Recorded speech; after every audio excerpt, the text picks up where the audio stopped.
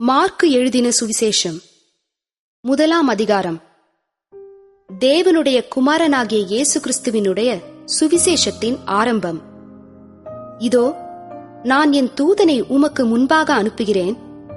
அவன் உமக்கு முன்னே போய் உமக்கு வழியை ஆயத்தம் பண்ணுவான் என்றும், கர்த்தருக்கு வழியை ஆயத்தப்படுத்துங்கள், அவருக்கு பாதைகளைச் செவ்வை பண்ணுங்கள் என்று வனாந்திரத்திலே கூப்பிடுகிறவனுடைய சத்தம் உண்டாகும் என்றும் தீர்க்கதரிசன ஆகமங்களில் எழுதியிருக்கிற பிரகாரமாய் யோவான் வனாந்திரத்தில் ஞானஸ்நானம் கொடுத்து பாவ மன்னிப்புக்கென்று மனந்திரும்புதலுக்கேற்ற ஞானஸ்நானத்தை குறித்து பிரசங்கம் பண்ணிக் கொண்டிருந்தான். அப்பொழுது யூதேயா தேசத்தார் அனைவரும் எருசலேம் நகரத்தார் யாவரும் அவனிடத்திற்குப் போய் தங்கள் பாவங்களை அறிக்கையிட்டு யோர்தான் நதியில் அவனால் ஞானஸ்நானம் பெற்றார்கள். யோவான் ஒட்டகமயிர் உடையை தரித்து தன் அறையில் வார்க்கச்சையை கட்டிக்கொண்டவனாயும் வெட்டுக்கிளியையும் காட்டுத்தேனையும் புசிக்கிறவனாயும் இருந்தான். அவன், என்னிலும் வல்லவர் ஒருவர் எனக்கு பின் வருகிறார், அவருடைய பாதரட்சைகளின் வாரை குனிந்து அவிழ்க்கிறதற்கும் நான் பாத்திரன் அல்ல. நான் ஜலத்தினால் உங்களுக்கு ஞானஸ்நானம் கொடுத்தேன், அவரோ பரிசுத்த ஆவியினால் உங்களுக்கு ஞானஸ்நானம் கொடுப்பார் என்று பிரசங்கித்தான். அந்த நாட்களில் இயேசு கலிலேயாவில் உள்ள நாசரேத்தூரில் இருந்து வந்து யோர்தான் நதியில் யோவானால் ஞானஸ்நானம் பெற்றார். அவர் ஜலத்திலிருந்து கரையேறின உடனே வானம் திறக்கப்பட்டதையும் ஆவியானவர் புறாவைப் போல் தம்மேல் இறங்குகிறதையும் கண்டார். அன்றியும், நீர் என்னுடைய நேசகுமாரன், உம்மில் பிரியமாயிருக்கிறேன் என்று வானத்திலிருந்து ஒரு சத்தம் உண்டாயிற்று. உடனே ஆவியானவர் அவரை வனாந்தரத்திற்கு போகும்படி ஏவினார். அவர் வனாந்தரத்திலே 40 நாள் இருந்து சாத்தானால் சோதிக்கப்பட்டு அங்கே காட்டு மிருகங்களின் நடுவிலே சஞ்சரித்துக் கொண்டிருந்தார். தேவ தூதர்கள் அவருக்கு ஊழியம் செய்தார்கள். யோவான் காவலில் வைக்கப்பட்ட பின்பு இயேசு கலிலேயாவிலே வந்து தேவனுடைய ராஜ்யத்தின் சுவிசேஷத்தை பிரசங்கித்து, காலம் நிறைவேறிற்று, தேவனுடைய ராஜ்யம் சமீபமாயிற்று, மனம் திரும்பி சுவிசேஷத்தை விசுவாசியுங்கள் என்றார். அவர் கலிலேயா கடலோரமாய் நடந்து போகையில் மீன் பிடிக்கிறவர்களாயிருந்த சீமோனும் அவன் சகோதரன் அந்திரேயாவும் கடலில் வலை போட்டுக் கொண்டிருக்கிற போது அவர்களை கண்டார். இயேசு அவர்களை நோக்கி, என் பின்னே வாருங்கள், உங்களை மனுஷரை பிடிக்கிறவர்களாக்குவேன் என்றார். உடனே அவர்கள் தங்கள் வலைகளை விட்டு அவருக்கு பின் சென்றார்கள். அவர் அவ்விடம் விட்டு சற்று அப்புறம் போனபோது செபதேயுவின் குமாரன் யாக்கோபும் அவன் சகோதரன் யோவானும் படவிலே வலைகளை பழுது பார்த்து கொண்டிருக்கிறதை கண்டு உடனே அவர்களையும் அழைத்தார். அப்பொழுது அவர்கள் தங்கள் தகப்பனாகிய செபதேயுவை கூலி ஆட்களோடு படவிலே விட்டு அவருக்கு பின் சென்றார்கள். பின்பு கப்பர்நகுமுக்கு போனார்கள். உடனே அவர் ஓய்வு நாளில் ஜெப ஆலயத்திலே பிரவேசித்து போதகம் பண்ணினார். அவர் வேதபாரகரைப் போல போதியாமல் அதிகாரமுடையவராய் அவர்களுக்கு போதித்தபடியினால் அவருடைய போதகத்தை குறித்து ஜனங்கள் ஆச்சரியப்பட்டார்கள். அவர்களுடைய ஜெப ஆலயத்திலே அசுத்த ஆவியுள்ள ஒரு மனுஷன் இருந்தான். அவன், ஐயோ, நசரேயனாகிய இயேசுவே, எங்களுக்கும் உமக்கும் என்ன? எங்களை கெடுக்கவா வந்தீர்? உம்மை இன்னார் என்று அறிவேன், நீர் தேவனுடைய பரிசுத்தர் என்று சத்தமிட்டான். அதற்கு இயேசு, நீ பேசாமல் இவனை விட்டு புறப்பட்டு போ என்று அதை அதட்டினார். உடனே அந்த அசுத்த ஆவி அவனை அலைக்கழித்து மிகுந்த சத்தமிட்டு அவனை விட்டு போய்விட்டது. எல்லாரும் ஆச்சரியப்பட்டு, இது என்ன? இந்த புதிய உபதேசம் எப்படிப்பட்டது? இவர் அதிகாரத்தோடே அசுத்த ஆவிகளுக்கும் கட்டளையிடுகிறார், அவைகள் இவருக்கு கீழ்ப்படுகிறதே என்று தங்களுக்குள்ளே ஒருவரோடொருவர் சொல்லிக் கொண்டார்கள். அது முதல் அவருடைய கீர்த்தி கலிலேயா நாடெங்கும் பிரசித்தமாயிற்று. உடனே அவர்கள் ஜெப ஆலயத்தை விட்டு புறப்பட்டு யாக்கோபோடும் யோவானோடும் கூட சீமோன் அந்திரேயா என்பவர்களுடைய வீட்டில் பிரவேசித்தார்கள். அங்கே சீமோனுடைய மாமி ஜுரமாய் கிடந்தாள். உடனே அவர்கள் அவளை குறித்து அவருக்கு சொன்னார்கள். அவர் கிட்ட போய் அவள் கையை பிடித்து அவளை தூக்கிவிட்டார். உடனே ஜுரம் அவளை விட்டு நீங்கிற்று. அப்பொழுது அவள் அவர்களுக்கு பணிவிடை செய்தாள். சாயங்காலமாகி சூரியன் அஸ்தமித்த போது சகல பிணியாளிகளையும் பிசாசு பிடித்தவர்களையும் அவரிடத்தில் கொண்டு வந்தார்கள். பட்டணத்தார் எல்லாரும் வீட்டு வாசலுக்கு முன்பாக கூடி வந்தார்கள். பலவிதமான வியாதிகளினால் உபத்திரவப்பட்டிருந்த அநேகரை அவர் சொஸ்தமாக்கி அநேகம் பிசாசுகளையும் துரத்திவிட்டார். அந்த பிசாசுகள் தம்மை அறிந்திருந்தபடியால் அவைகள் பேசுகிறதற்கு அவர் இடம் கொடுக்கவில்லை. அவர் அதிகாலையில் இருட்டோடே எழுந்து புறப்பட்டு வனாந்தரமான ஓரிடத்திற்கு போய் அங்கே ஜெபம் பண்ணினார். சீமோனும் அவனோடே இருந்தவர்களும் அவரை பின்தொடர்ந்து போய் அவரை கண்டபோது, உம்மை எல்லாரும் தேடுகிறார்கள் என்று சொன்னார்கள்.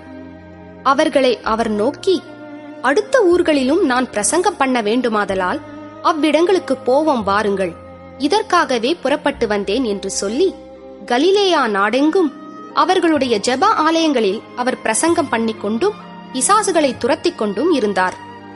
அப்பொழுது குஷ்டரோகி ஒருவன் அவரிடத்தில் வந்து அவர் முன்பாக முழங்கால் படியிட்டு, உமக்கு சித்தமானால் என்னை சுத்தமாக்க உம்மால் ஆகும் என்று வேண்டிக் கொண்டான். இயேசு மனதுருகி கையை நீட்டி அவனை தொட்டு, எனக்கு சித்தமுண்டு, சுத்தமாகு என்றார். இப்படி அவர் சொன்ன உடனே குஷ்டரோகம் அவனை விட்டு நீங்கிற்று. அவன் சுத்தமானான். அப்பொழுது அவர் அவனை நோக்கி, நீ இதை ஒருவருக்கும் சொல்லாதபடிக்கு எச்சரிக்கையாயிரு. ஆயினும் நீ போய் ஆசாரியனுக்கு உன்னை காண்பித்து, நீ சுத்தமானது நிமித்தம் மோசே கட்டளையிட்டிருக்கிறவைகளை அவர்களுக்கு சாட்சியாகச் செலுத்து என்று கண்டிப்பாய் சொல்லி உடனே அவனை அனுப்பிவிட்டார். அவனோ புறப்பட்டு போய் இந்த சங்கதி எங்கும் விளங்கும்படியாக பிரசித்தம் பண்ணத் தொடங்கினான். அதனால் அவர் வெளியரங்கமாய் பட்டணத்தில் பிரவேசிக்க கூடாமல் வெளியே வனாந்தரமான இடங்களில் தங்கியிருந்தார். எத்திசையிலும் இருந்து ஜனங்கள் அவரிடத்திற்கு வந்தார்கள். 2ஆம் அதிகாரம். சில நாட்களுக்கு பின்பு அவர் மறுபடியும் கப்பர்நகூமுக்கு போனார். அவர் வீட்டில் இருக்கிறார் என்று ஜனங்கள் கேள்விப்பட்டு உடனே வாசலுக்கு முன்னும் நிற்க இடம் போதாதபடிக்கு அநேகர் கூடி வந்தார்கள். அவர்களுக்கு வசனத்தை போதித்தார். அப்பொழுது 4 பேர் ஒரு திமிர்வாதக்காரனை சுமந்து கொண்டு அவரிடத்தில் வந்தார்கள். ஜனக்கூட்டத்தின் நிமித்தம் அவருக்கு சமீபமாய் சேரக்கூடாமல் அவர் இருந்த வீட்டின் மேற்கூரையை பிரித்து திறப்பாக்கி திமிர்வாதக்காரன் கிடக்கிற படுக்கையை இறக்கினார்கள். இயேசு அவர்கள் விசுவாசத்தை கண்டு திமிர்வாதக்காரனை நோக்கி, மகனே, உன் பாவங்கள் உனக்கு மன்னிக்கப்பட்டது என்றார். அங்கே உட்கார்ந்திருந்த வேதபாரகரில் சிலர், இவன் இப்படி தேவதூஷணம் சொல்லுகிறதென்ன? தேவன் ஒருவரே அன்றி பாவங்களை மன்னிக்கத்தக்கவர் யார் என்று தங்கள் இருதயங்களில் சிந்தித்துக் கொண்டிருந்தார்கள். அவர்கள் தங்களுக்குள்ளே இப்படி சிந்திக்கிறார்கள் என்று இயேசு உடனே தம்முடைய ஆவியில் அறிந்து அவர்களை நோக்கி, நீங்கள் உங்கள் இருதயங்களில் இப்படி சிந்திக்கிறதென்ன?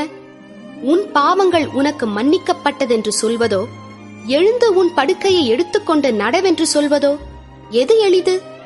பூமியிலே பாவங்களை மன்னிக்க மனுஷகுமாரனுக்கு அதிகாரம் உண்டென்பதை நீங்கள் அறிய வேண்டும் என்று சொல்லி திமிர்வாதக்காரனை நோக்கி, நீ எழுந்து உன் படுக்கையை எடுத்துக்கொண்டு உன் வீட்டுக்குப் போ என்று உனக்கு சொல்லுகிறேன் என்றார். உடனே அவன் எழுந்து தன் படுக்கையை எடுத்துக்கொண்டு எல்லாருக்கும் முன்பாக போனான். அப்பொழுது எல்லாரும் ஆச்சரியப்பட்டு, நாம் ஒரு காலம் இப்படி கண்டதில்லை என்று சொல்லி தேவனை மகிமைப்படுத்தினார்கள். அவர் மறுபடியும் புறப்பட்டு கடலருகே போனார். அப்பொழுது ஜனங்கள் எல்லாரும் அவரிடத்தில் வந்தார்கள். அவர்களுக்கு போதகம் பண்ணினார். அவர் நடந்து போகையில் அல்பேயுவின் குமாரனாகிய லேவி ஆயத்துறையில் உட்கார்ந்திருக்கிறதைக் கண்டு, எனக்கு பின் சென்று வா என்றார். அவன் எழுந்து அவருக்கு பின் சென்றான். அப்பொழுது அவனுடைய வீட்டிலே அவர் போஜன பந்தி இருக்கையில் அநேக ஆயக்காரரும் பாவிகளும் அவரோடு கூட வந்திருந்தபடியால் அவர்களும் இயேசுவோடும் அவர் சீஷரோடும் கூட பந்தியிருந்தார்கள். அவர் ஆயக்காரரோடும் பாவிகளோடும் போஜனம் பண்ணுகிறதை வேதபாரகரும் பரிசேயரும் கண்டு அவருடைய சீஷரை நோக்கி, அவர் ஆயக்காரரோடும் பாவிகளோடும் போஜனபானம் பண்ணுகிறதென்னவென்று கேட்டார்கள். இயேசு அதை கேட்டு, பிணியாளிகளுக்கு வைத்தியன் வேண்டியதே அல்லாமல் சுகமுள்ளவர்களுக்கு வேண்டியதில்லை, நீதிமான்களை அல்ல, பாவிகளையே மனம் திரும்புகிறதற்கு அழைக்க வந்தேன் என்றார். யோவானுடைய சீஷரும் பரிசேயருடைய சீஷரும் உபவாசம் பண்ணி வந்தார்கள். அவர்கள் அவரிடத்தில் வந்து, யோவானுடைய சீஷரும் பரிசேயருடைய சீஷரும் உபவாசிக்கிறார்களே, உம்முடைய சீஷர் உபவாசியாமல் இருக்கிறதென்னவென்று கேட்டார்கள். அதற்கு இயேசு, மணவாளன் தங்களோடு இருக்கையில் மணவாளனுடைய தோழர் உபவாசிப்பார்களா? மணவாளன் தங்களுடனே இருக்கும் வரைக்கும் உபவாசிக்க மாட்டார்களே. மணவாளன் அவர்களை விட்டு எடுபடும் நாட்கள் வரும், அந்த நாட்களிலே உபவாசிப்பார்கள். ஒருவனும் கோடித்துண்டை பழைய வஸ்திரத்தோடு இணைக்க மாட்டான். இணைத்தால் அதனோடே இணைத்த புதிய துண்டு பழையதை அதிகமாய் கிழிக்கும், பீறலும் அதிகமாகும். ஒருவனும் புது திராட்சரசத்தை பழந்துருத்திகளில் வார்த்து வைக்க மாட்டான். வார்த்து வைத்தால் புது ரசம் துருத்திகளை கிழித்துப் போடும், ரசமும் சிந்திப்போம், துருத்திகளும் கெட்டுப்போம். புது ரசத்தை புது துருத்திகளில் வார்த்து வைக்க வேண்டும் என்றார். பின்பு அவர் ஓய்வு நாளில் பயிர் வழியே போனார். அவருடைய சீஷர்கள் கூட நடந்து போகையில் கதிர்களை கொய்யத் தொடங்கினார்கள்.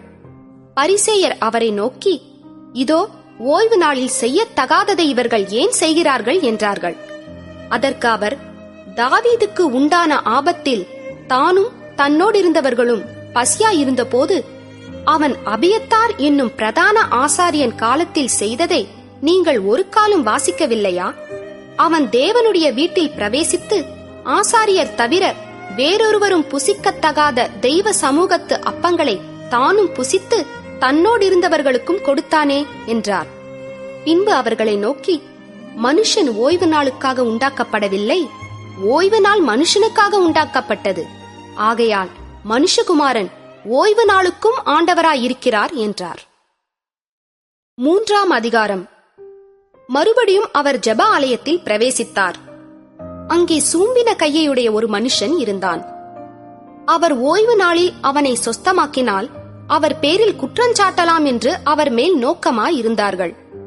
அப்பொழுது அவர் சூம்பின கையையுடைய மனுஷனை நோக்கி, எழுந்து நடுவே நில் என்று சொல்லி அவர்களை பார்த்து, ஓய்வு நாட்களில் நன்மை செய்வதோ தீமை செய்வதோ, ஜீவனை காப்பதோ அழிப்பதோ எது நியாயம் என்றார். அதற்கு அவர்கள் பேசாமல் இருந்தார்கள். அவர்களுடைய இருதய கடினத்தின் நிமித்தம் அவர் விசனப்பட்டு கோபத்துடனே சுற்றிலும் இருந்தவர்களை பார்த்து, அந்த மனுஷனை நோக்கி, உன் கையை நீட்டு என்றார். அவன் நீட்டினான். அவன் கை மறு கையைப் போல சொஸ்தமாயிற்று. உடனே பரிசேயர் புறப்பட்டு போய் அவரை கொலை செய்யும்படி அவருக்கு விரோதமாய் ஏரோதியரோடே கூட ஆலோசனை பண்ணினார்கள். இயேசு தம்முடைய சீஷர்களோடே அவ்விடம் விட்டு கடலோரத்துக்கு போனார். கலிலேயாவிலும் யூதேயாவிலும் எருசலேமிலும் இதுமேயாவிலும் யோர்தானுக்கு அக்கறையிலுமிருந்து திரளான ஜனங்கள் வந்து அவருக்கு பின் சென்றார்கள். அல்லாமலும் தீரு சீதோன் பட்டணங்களின் திசைகளிலுமிருந்து திரளான ஜனங்கள் அவர் செய்த அற்புதங்களை குறித்து கேள்விப்பட்டு அவரிடத்தில் வந்தார்கள். அவர் அநேகரை சொஸ்தமாக்கினார். நோயாளிகள் எல்லாரும் அதை அறிந்து அவரை தொட வேண்டும் என்று அவரிடத்தில் நெருங்கி வந்தார்கள். ஜனங்கள் திரளாயிருந்தபடியால் அவர்கள் தம்மை நெருக்காத படிக்கு தமக்காக ஒரு படவை ஆயத்தம் பண்ண வேண்டும் என்று தம்முடைய சீஷர்களுக்கு சொன்னார். அசுத்த ஆவிகளும் அவரை கண்டபோது அவர் முன்பாக விழுந்து, நீர் தேவனுடைய குமாரன் என்று சத்தமிட்டன. தம்மை பிரசித்தம் பண்ணாதபடி அவைகளுக்கு கண்டிப்பாய் கட்டளையிட்டார். பின்பு அவர் ஒரு மலையின் மேல் ஏறி தமக்கு சித்தமானவர்களை தம்மிடத்தில் வரவழைத்தார். அவர்கள் அவரிடத்திற்கு வந்தார்கள். அப்பொழுது அவர் 12 பேரை தெரிந்து கொண்டு அவர்கள் தம்மோடு கூட இருக்கவும் பிரசங்கம் பண்ணும்படியாக தாம் அவர்களை அனுப்பவும் வியாதிகளை குணமாக்கி பிசாசுகளை துரத்தும்படி அவர்கள் அதிகாரமுடையவர்களாயிருக்கவும் அவர்களை ஏற்படுத்தினார். அவர்கள் யாரெனில், சீமோன், இவனுக்கு பேதுரு என்கிற பெயரிட்டார், செபதேயுவின் குமாரனாகிய யாக்கோபு, யாக்கோபின் சகோதரனாகிய யோவான், இவ்விருவருக்கும் இடிமுழக்க மக்களென்று அர்த்தங்கொள்ளும் பொவனெர்கேஸ் என்கிற பெயரிட்டார், அந்திரேயா, பிலிப்பு, பர்த்தொலோமேயு, மத்தேயு, தோமா, அல்பேயுவின் குமாரன் யாக்கோபு, ததேயு, கானானியனாகிய சீமோன், அவரை காட்டிக் கொடுத்த யூதாஸ்காரியோத்து என்பவர்களே. பின்பு வீட்டுக்கு போனார்கள். அங்கே அவர்கள் சாப்பிடுவதற்கும் சமயமில்லாதபடிக்கு அநேக ஜனங்கள் மறுபடியும் கூடி வந்தார்கள். அவருடைய இனத்தார் இதை கேட்டபோது அவர் மதிமயங்கியிருக்கிறார் என்று சொல்லி அவரை பிடித்துக் கொள்ளும்படி வந்தார்கள். எருசலேமிலிருந்து வந்த வேதபாரகர், இவன் பெயல்செபூலை கொண்டிருக்கிறான், பிசாசுகளின் தலைவனாலே பிசாசுகளை துரத்துகிறான் என்றார்கள். அவர்களை அவர் அழைத்து உவமைகளாய் அவர்களுக்கு சொன்னதாவது: சாத்தானை சாத்தான் துரத்துவது எப்படி? ஒரு ராஜ்யம் தனக்குத்தானே விரோதமாக பிரிந்திருந்தால் அந்த ராஜ்யம் நிலை நிற்க மாட்டாதே. ஒரு வீடு தனக்குத்தானே விரோதமாக பிரிந்திருந்தால் அந்த வீடு நிலை நிற்க மாட்டாதே. சாத்தான் தனக்குத்தானே விரோதமாக எழும்பி பிரிந்திருந்தால் அவன் நிலை நிற்க மாட்டாமல் அழிந்து போவானே. பலவானை முந்தி கட்டினால் ஒழிய ஒருவனும் பலவானுடைய வீட்டுக்குள் புகுந்து அவன் உடைமைகளை கொள்ளையிடக் கூடாது. கட்டினானேயாகில் அவன் வீட்டை கொள்ளையிடுவான். மெய்யாகவே நான் உங்களுக்கு சொல்லுகிறேன், மனுஷர்கள் செய்யும் எல்லா பாவங்களும், அவர்கள் தூஷிக்கும் எந்த தூஷணங்களும் அவர்களுக்கு மன்னிக்கப்படும். ஒருவன் பரிசுத்த ஆவிக்கு விரோதமாக தூஷணம் சொல்வானாகில் அவன் என்றென்றைக்கும் மன்னிப்படையாமல் நித்திய ஆக்கினைக்குள்ளாயிருப்பான் என்றார். அசுத்த ஆவியை கொண்டிருக்கிறான் என்று அவர்கள் சொன்னபடியினாலே அவர் இப்படி சொன்னார். அப்பொழுது அவருடைய சகோதரரும் தாயாரும் வந்து வெளியே நின்று அவரை அழைக்கும்படி அவரிடத்தில் ஆள் அனுப்பினார்கள். அவரை சுற்றிலும் உட்கார்ந்திருந்த ஜனங்கள் அவரை நோக்கி, இதோ உம்முடைய தாயாரும் உம்முடைய சகோதரரும் வெளியே நின்று உம்மை தேடுகிறார்கள் என்றார்கள். அவர்களுக்கு அவர் பிரதியுத்தரமாக, என் தாயார் யார், என் சகோதரர் யார் என்று சொல்லி தம்மை சூழ உட்கார்ந்திருந்தவர்களை சுற்றி பார்த்து, இதோ என் தாயும் என் சகோதரரும் இவர்களே. தேவனுடைய சித்தத்தின்படி செய்கிறவன் எவனோ அவனே எனக்கு சகோதரனும் எனக்கு சகோதரியும் எனக்கு தாயுமாயிருக்கிறான் என்றார். 4ஆம் அதிகாரம். அவர் மறுபடியும் கடலோரத்திலே போதகம் பண்ணத் தொடங்கினார். திரளான ஜனங்கள் அவரிடத்தில் கூடி வந்தபடியால் அவர் கடலிலே நின்ற ஒரு படவில் ஏறி உட்கார்ந்தார். ஜனங்கள் எல்லாரும் கடற்கரையில் நின்றார்கள். அவர் அநேக விசேஷங்களை உவமைகளாக அவர்களுக்கு போதித்தார். போதிக்கிற பொழுது அவர்களுக்கு சொன்னது: கேளுங்கள், விதைக்கிறவன் ஒருவன் விதைக்க புறப்பட்டான். அவன் விதைக்கையில் சில விதை வழியருகே விழுந்தது. ஆகாயத்து பறவைகள் வந்து அதை பட்சித்து போட்டது. சில விதை அதிக மண்ணில்லாத கற்பாறை நிலத்தில் விழுந்தது. அதற்கு ஆழமான மண்ணில்லாததினாலே சீக்கிரத்தில் முளைத்தது. வெயில் ஏறின போதோ தீந்து போய் வேரில்லாமையால் உலர்ந்து போயிற்று.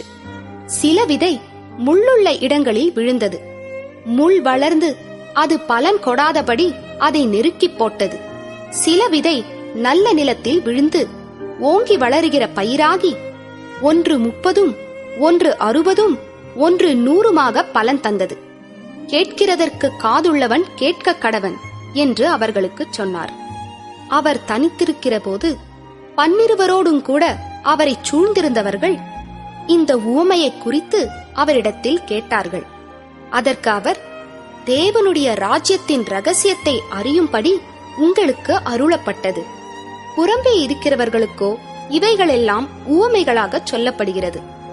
அவர்கள் குணப்படாத படிக்கும், பாவங்கள் அவர்களுக்கு மன்னிக்கப்படாத படிக்கும், அவர்கள் கண்டும் காணாதவர்களாகவும் கேட்டும் உணராதவர்களாகவும் இருக்கும்படி இப்படி சொல்லப்படுகிறது என்றார். பின்பு அவர் அவர்களை நோக்கி, இந்த உவமையை நீங்கள் அறியவில்லையா? அறியாவிட்டால் மற்ற உவமைகளையெல்லாம் எப்படி அறிவீர்கள்?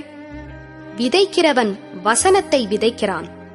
வசனத்தை கேட்டவுடனே சாத்தான் வந்து அவர்கள் இருதயங்களில் விதைக்கப்பட்ட வசனத்தை எடுத்து போடுகிறான். இவர்களே வசனம் விதைக்கப்படுகிற வழி அருகானவர்கள். அப்படியே வசனத்தை கேட்ட உடனே அதை சந்தோஷத்தோடு ஏற்றுக்கொண்டும் தங்களுக்குள்ளே வேர்கொள்ளாதபடியால் கொஞ்ச கால மாத்திரம் நிலைத்திருக்கிறார்கள். வசனத்தை நிமித்தம் உபத்திரவமும் துன்பமும் உண்டான உடனே இடரல் அடைகிறார்கள். இவர்களே கற்பாறை நிலத்தில் விதைக்கப்பட்டவர்கள். வசனத்தை கேட்டும் உலக கவலைகளும் ஐஸ்வர்யத்தின் மயக்கமும் மற்றவைகளைப் பற்றி உண்டாகிற இச்சைகளும் உட்பிரவேசித்து வசனத்தை நெருக்கிப் போட அதனால் பலனற்று போகிறார்கள். இவர்களே முள்ளுள்ள இடங்களில் விதைக்கப்பட்டவர்கள். வசனத்தை கேட்டு ஏற்றுக்கொண்டு 1 30, 1 60, 1 100 பலன் கொடுக்கிறார்கள்.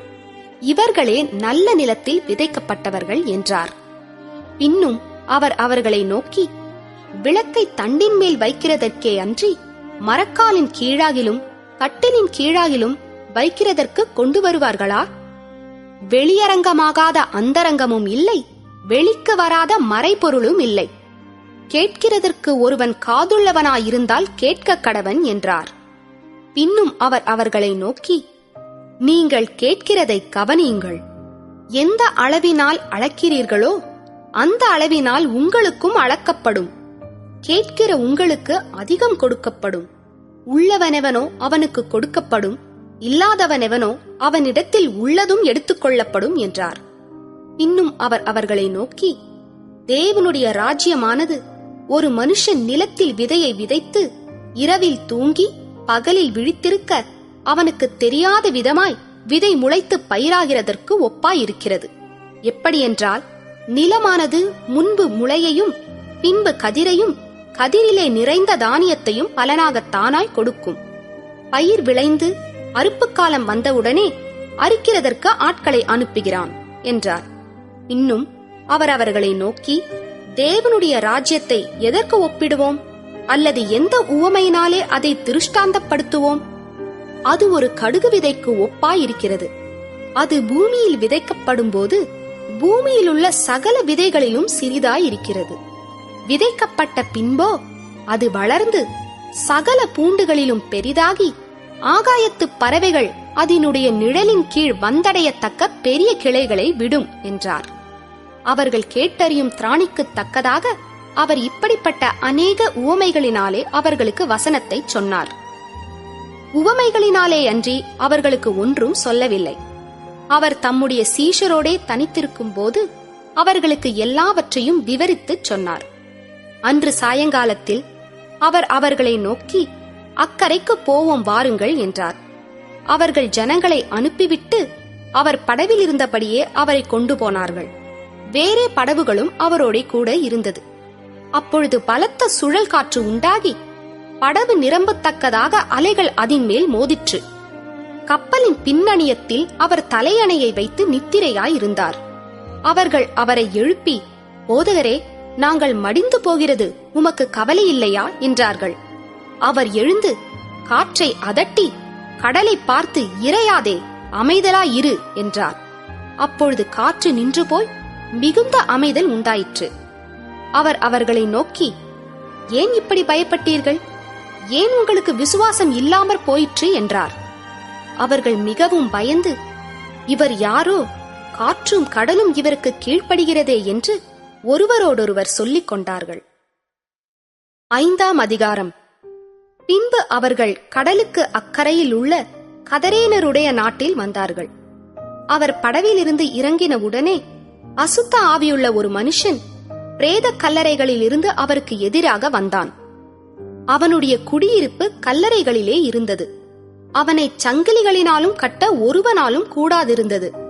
அவன் அநேகந்தரம் விலங்குகளினாலும் சங்கிலிகளினாலும் கட்டப்பட்டிருந்தும் சங்கிலிகளை முறித்து விலங்குகளை தகர்த்து போடுவான். அவனை அடக்க ஒருவனாலும் கூடாதிருந்தது. அவன் எப்பொழுதும் இரவும் பகலும் மலைகளிலும் கல்லறைகளிலும் இருந்து கூக்குரலிட்டு கல்லுகளினாலே தன்னை காயப்படுத்திக் கொண்டிருந்தான். அவன் இயேசுவை தூரத்திலே கண்டபோது ஓடி வந்து அவரை பணிந்து கொண்டு, இயேசுவே, உன்னதமான தேவனுடைய குமாரனே, எனக்கும் உமக்கும் என்ன? என்னை வேதனைப்படுத்தாத படிக்கு தேவன் பேரில் உமக்கு ஆணை என்று மிகுந்த சத்தமிட்டு சொன்னான்.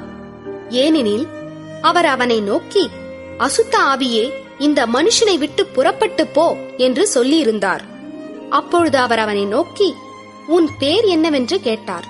அதற்கு அவன், நாங்கள் அநேகராயிருக்கிறபடியால் என் பேர் லேகியோன் என்று சொல்லி தங்களை அந்த திசையிலிருந்து துரத்தி விடாதபடிக்கு அவரை மிகவும் வேண்டிக் கொண்டான். அப்பொழுது அவ்விடத்தில் மலை அருகே அநேகம் பன்றிகள் கூட்டமாய் மேய்ந்து கொண்டிருந்தது. அந்த பிசாசுகள் எல்லாம் அவரை நோக்கி, பன்றிகளுக்குள்ளே போகும்படி அவைகளுக்குள்ளே எங்களை அனுப்பும் என்று அவரை வேண்டிக் கொண்டன. இயேசு அவைகளுக்கு உத்தரவு கொடுத்தவுடனே அசுத்த ஆவிகள் புறப்பட்டு பன்றிகளுக்குள் போயின. உடனே ஏறக்குறைய 2000 பன்றிகள் உள்ள அந்த கூட்டம் உயர்ந்த மேட்டிலிருந்து ஓடி கடலிலே பாய்ந்து கடலில் அமிழ்ந்து மாண்டது. பன்றிகளை மேய்த்தவர்கள் ஓடி இதை பட்டணத்திலும் சுற்றுப்புறங்களிலும் அறிவித்தார்கள். அப்பொழுது சம்பவித்ததை பார்க்கும்படி ஜனங்கள் புறப்பட்டு இயேசுவினிடத்தில் வந்து, லேகியோனாகிய பிசாசுகள் பிடித்திருந்தவன் வஸ்திரம் தரித்து உட்கார்ந்து புத்தி தெளிந்திருக்கிறதைக் கண்டு பயந்தார்கள். பிசாசுகள் பிடித்திருந்தவனுக்கும் பன்றிகளுக்கும் சம்பவித்ததை கண்டவர்களும் அவர்களுக்கு விவரமாய் சொன்னார்கள். அப்பொழுது தங்கள் எல்லைகளை விட்டு போகும்படி அவரை வேண்டிக் கொள்ளத் தொடங்கினார்கள். அப்படியே அவர் படவில் ஏறுகிற பொழுது பிசாசு பிடித்திருந்தவன் அவரோடே கூட இருக்கும்படி தனக்கு உத்தரவு கொடுக்க அவரை வேண்டிக் கொண்டான். இயேசு அவனுக்கு உத்தரவு கொடாமல், நீ உன் இனத்தாரிடத்தில் உன் வீட்டிற்கு போய் கர்த்தர் உனக்கு இறங்கி உனக்கு செய்தவைகளை எல்லாம் அவர்களுக்கு அறிவி என்று சொன்னார். அந்தப்படி அவன் போய் இயேசு தனக்கு செய்தவைகளை எல்லாம் தெக்கப்போலி என்னும் நாட்டில் பிரசித்தம் பண்ணத் தொடங்கினான். எல்லாரும் ஆச்சரியப்பட்டார்கள். இயேசு படவில் ஏறி மறுபடியும் இக்கரைக்கு வந்து கடலோரத்தில் இருந்தபோது திரளான ஜனங்கள் அவரிடத்தில் கூடி வந்தார்கள். அப்பொழுது ஜெப ஆலய தலைவரில் ஒருவனாகிய யபீரு என்பவன் வந்து அவரை கண்டவுடனே அவர் பாதத்திலே விழுந்து, என் குமாரத்தி மரண அவஸ்தைப்படுகிறாள், அவள் ஆரோக்கியம் அடையும் படிக்கு நீர் வந்து அவள் மேல் உமது கைகளை வையும், அப்பொழுது பிழைப்பாள் என்று அவரை மிகவும் வேண்டிக் கொண்டான். அவர் அவனோடே கூட போனார். திரளான ஜனங்கள் அவருக்கு பின் சென்று அவரை நெருக்கினார்கள். அப்பொழுது 12 வருஷமாய் பெரும்பாடுள்ள ஒரு ஸ்திரீ அநேக வைத்தியர்களால் மிகவும் வருத்தப்பட்டு தனக்கு உண்டானவைகளை எல்லாம் செலவழித்தும் சற்றாகிலும் குணமடையாமல் அதிக வருத்தப்படுகிற பொழுது இயேசுவை குறித்து கேள்விப்பட்டு, நான் அவருடைய வஸ்திரங்களையாகிலும் தொட்டால் சொஸ்தமாவேன் என்று சொல்லி ஜனக்கூட்டத்துக்குள்ளே அவருக்கு பின்னாக வந்து அவருடைய வஸ்திரத்தை தொட்டாள். உடனே அவளுடைய உதிரத்தின் ஊரல் நின்று போயிற்று. அந்த வேதனை நீங்கி ஆரோக்கியமடைந்ததை அவள் தன் சரீரத்தில் உணர்ந்தாள். உடனே இயேசு தம்மிலிருந்து வல்லமை புறப்பட்டதை தமக்குள் அறிந்து ஜனக்கூட்டத்துக்குள்ளே திரும்பி, என் வஸ்திரங்களை தொட்டது யார் என்று கேட்டார். அவருடைய சீஷர்கள் அவரை நோக்கி, திரளான ஜனங்கள் உம்மை நெருக்கிக் கொண்டிருக்கிறதை நீர் கண்டும் என்னை தொட்டது யார் என்று கேட்கிறீரே என்றார்கள். இதை செய்தவளை காணும்படிக்கு அவர் சுற்றிலும் பார்த்தார். தன்னிடத்திலே சம்பவித்ததை அறிந்த அந்த ஸ்திரீயானவள் பயந்து நடுங்கி அவர் முன்பாக வந்து விழுந்து உண்மையை எல்லாம் அவருக்கு சொன்னாள். அவர் அவளை பார்த்து, மகளே, உன் விசுவாசம் உன்னை ரட்சித்தது, நீ சமாதானத்தோடே போய் உன் வேதனை நீங்கி சுகமாயிரு என்றார். அவர் இப்படி பேசிக் கொண்டிருக்கையில் ஜெப ஆலய தலைவனுடைய வீட்டிலிருந்து சிலர் வந்து, உம்முடைய குமாரத்தி மரித்து போனாள், இனி ஏன் போதகரை வருத்தப்படுத்துகிறீர் என்றார்கள். அவர்கள் சொன்ன வார்த்தையை இயேசு கேட்டவுடனே ஜெப ஆலய தலைவனை நோக்கி, பயப்படாதே, விசுவாசமுள்ளவனாயிரு என்று சொல்லி பேதுருவையும் யாக்கோப்பையும் யாக்கோப்பின் சகோதரன் யோவானையும் தவிர வேறொருவரும் தம்மோடே வருகிறதற்கு இடங்கொடாமல் ஜெப ஆலய தலைவனுடைய வீட்டிலே வந்து சந்தடியையும் மிகவும் அழுது புலம்புகிறவர்களையும் கண்டு உள்ளே பிரவேசித்து, நீங்கள் சந்தடி பண்ணி அழுகிறதென்ன? பிள்ளை மரிக்கவில்லை, நித்திரையாயிருக்கிறாள் என்றார். அதற்காக அவரை பார்த்து நகைத்தார்கள். எல்லாரையும் அவர் வெளியே போக பண்ணி பிள்ளையின் தகப்பனையும் தாயையும் தம்மோடே வந்தவர்களையும் அழைத்துக் கொண்டு பிள்ளை இருந்த இடத்தில் பிரவேசித்து பிள்ளையின் கையை பிடித்து, தலித்தா கூமி என்றார். அதற்கு, சிறு பெண்ணே எழுந்திரு என்று உனக்கு சொல்லுகிறேன் என்று அர்த்தமாம். உடனே சிறு பெண் எழுந்து நடந்தாள். அவள் 12 வயதுள்ளவளாயிருந்தாள். அவர்கள் மிகுந்த ஆச்சரியப்பட்டு பிரமித்தார்கள். அதை ஒருவருக்கும் அறிவியாதபடி அவர்களுக்கு உறுதியாக கட்டளையிட்டு அவளுக்கு ஆகாரம் கொடுக்கும்படி சொன்னார். 6ஆம் அதிகாரம். அவர் அவ்விடம் விட்டு புறப்பட்டு தாம் வளர்ந்த ஊருக்கு வந்தார். அவருடைய சீஷரும் அவரோட கூட வந்தார்கள். ஓய்வு நாளான போது ஜெப ஆலயத்தில் உபதேசம் பண்ணத் தொடங்கினார். அநேகர் கேட்டு ஆச்சரியப்பட்டு, இவைகள் இவனுக்கு எங்கே இருந்து வந்தது? இவன் கைகளினால் இப்படிப்பட்ட பலத்த செய்கைகள் நடக்கும்படி இவனுக்கு கொடுக்கப்பட்ட ஞானம் எப்படிப்பட்டது? இவன் தச்சன் அல்லவா? மரியாளுடைய குமாரன் அல்லவா? யாக்கோபு, யோசே, யூதா, சீமோன் என்பவர்களுக்கு சகோதரன் அல்லவா? இவன் சகோதரிகளும் இங்கே நம்மிடத்தில் இருக்கிறார்கள் அல்லவா என்று சொல்லி அவரை குறித்து இடறல் அடைந்தார்கள். இயேசு அவர்களை நோக்கி, தீர்க்கதரிசி ஒருவன் தன் ஊரிலும் தன் இனத்திலும் தன் வீட்டிலுமே அன்றி வேறெங்கும் கனவீனமடையான் என்றார். அங்கே அவர் சில நோயாளிகள் மேல் கைகளை வைத்து அவர்களை குணமாக்கினதே அன்றி வேறொரு அற்புதமும் செய்யக்கூடாமல் அவர்களுடைய அவிசுவாசத்தை குறித்து ஆச்சரியப்பட்டு கிராமங்களிலே சுற்றித் திரிந்து உபதேசம் பண்ணினார். அவர் 12 அழைத்து அசுத்த ஆவிகளை துரத்த அவர்களுக்கு அதிகாரம் கொடுத்து, வழிக்கு பையையாகிலும் அப்பத்தையாகிலும் கச்சியில் காசையாகிலும் எடுத்துக்கொண்டு போகாமல் ஒரு தடியை மாத்திரம் எடுத்துக்கொண்டு போகவும், பாதரட்சைகளை போட்டுக்கொண்டு போகவும், 2 அங்கிகளை தரியாதிருக்கவும் கட்டளையிட்டார். பின்பு அவர்களை நோக்கி, நீங்கள் எங்கேயாகிலும் ஒரு வீட்டில் பிரவேசித்தால் அவ்விடத்தை விட்டு புறப்படுகிற வரைக்கும் அங்கேதானே தங்கியிருங்கள். எவர்களாகிலும் உங்களை ஏற்றுக்கொள்ளாமலும் உங்கள் வசனங்களை கேளாமலும் இருந்தால் நீங்கள் அவ்விடம் விட்டு புறப்படும் போது அவர்களுக்கு சாட்சியாக உங்கள் கால்களின் கீழே படிந்த தூசியை உதறி போடுங்கள். நியாய தீர்ப்பு நாளிலே அந்த பட்டணத்திற்கு நேரிடுவதை பார்க்கிலும் சோதோம் கொமோரா பட்டணத்திற்கு நேரிடுவது இலகுவாயிருக்கும் என்று மெய்யாகவே உங்களுக்கு சொல்லுகிறேன் என்று சொல்லி அவர்களை 2 பேராக அனுப்பினார். அவர்கள் புறப்பட்டு போய் மனம் திரும்புங்கள் என்று பிரசங்கித்து அநேகம் பிசாசுகளை துரத்தி அநேகம் நோயாளிகளை எண்ணெய் பூசி சொஸ்தமாக்கினார்கள். அவருடைய பேர் பிரசித்தமானபடியினால் ஏரோது ராஜா அவரை குறித்து கேள்விப்பட்டு, யோவான் ஸ்நானன் மரித்தோரிலிருந்து எழுந்தான், ஆகையால் அவனிடத்தில் இந்த பலத்த செய்கைகள் விளங்குகிறது என்றான். சிலர் அவர் எலியா என்றார்கள். வேறு சிலர் அவர் ஒரு தீர்க்கதரிசி அல்லது தீர்க்கதரிசிகளில் ஒருவனைப் போல் இருக்கிறார் என்று சொன்னார்கள். ஏரோது அதை கேட்டபொழுது, அவன் நான் சிரச்சேதம் பண்ணின யோவான் தான், அவன் மரித்தோரிலிருந்து எழுந்தான் என்றார்.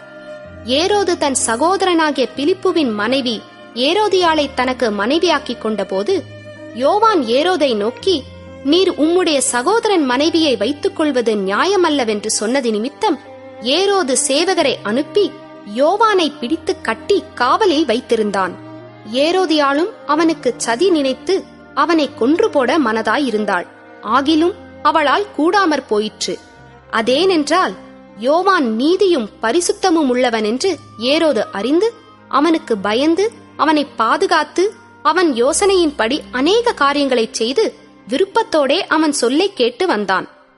பின்பு சமயம் வாய்த்தது.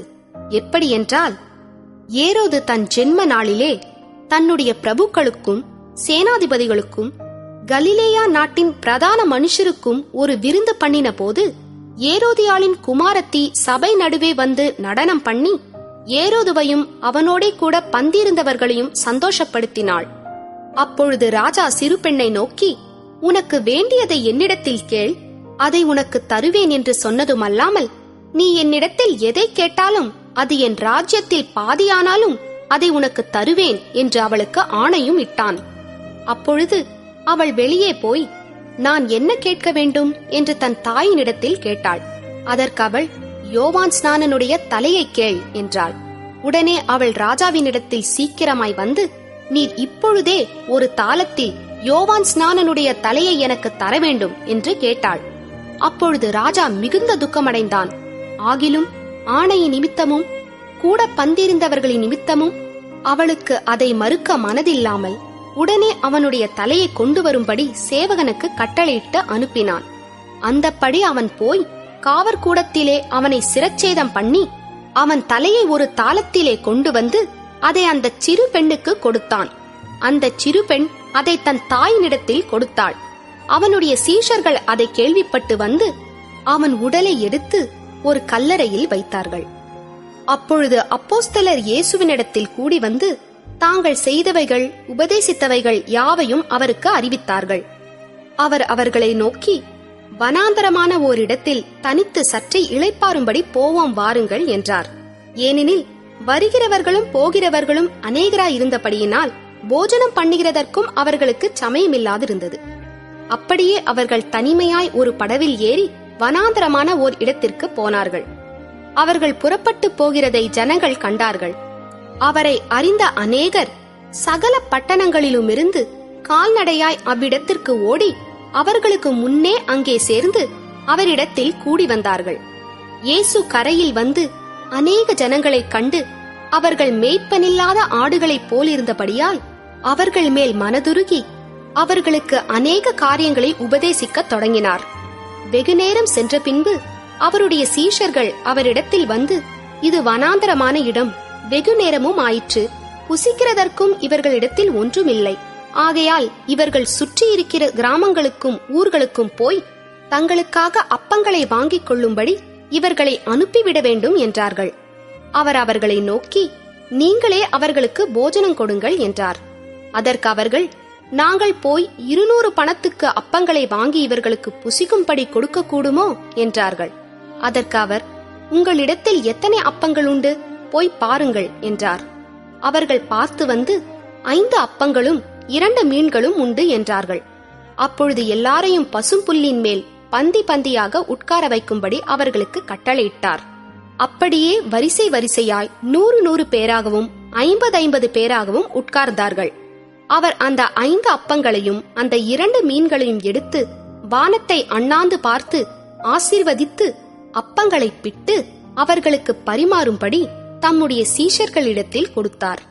அப்படியே 2 மீன்களையும் எல்லாருக்கும் பங்கிட்டார். எல்லாரும் சாப்பிட்டு திருப்தி அடைந்தார்கள்.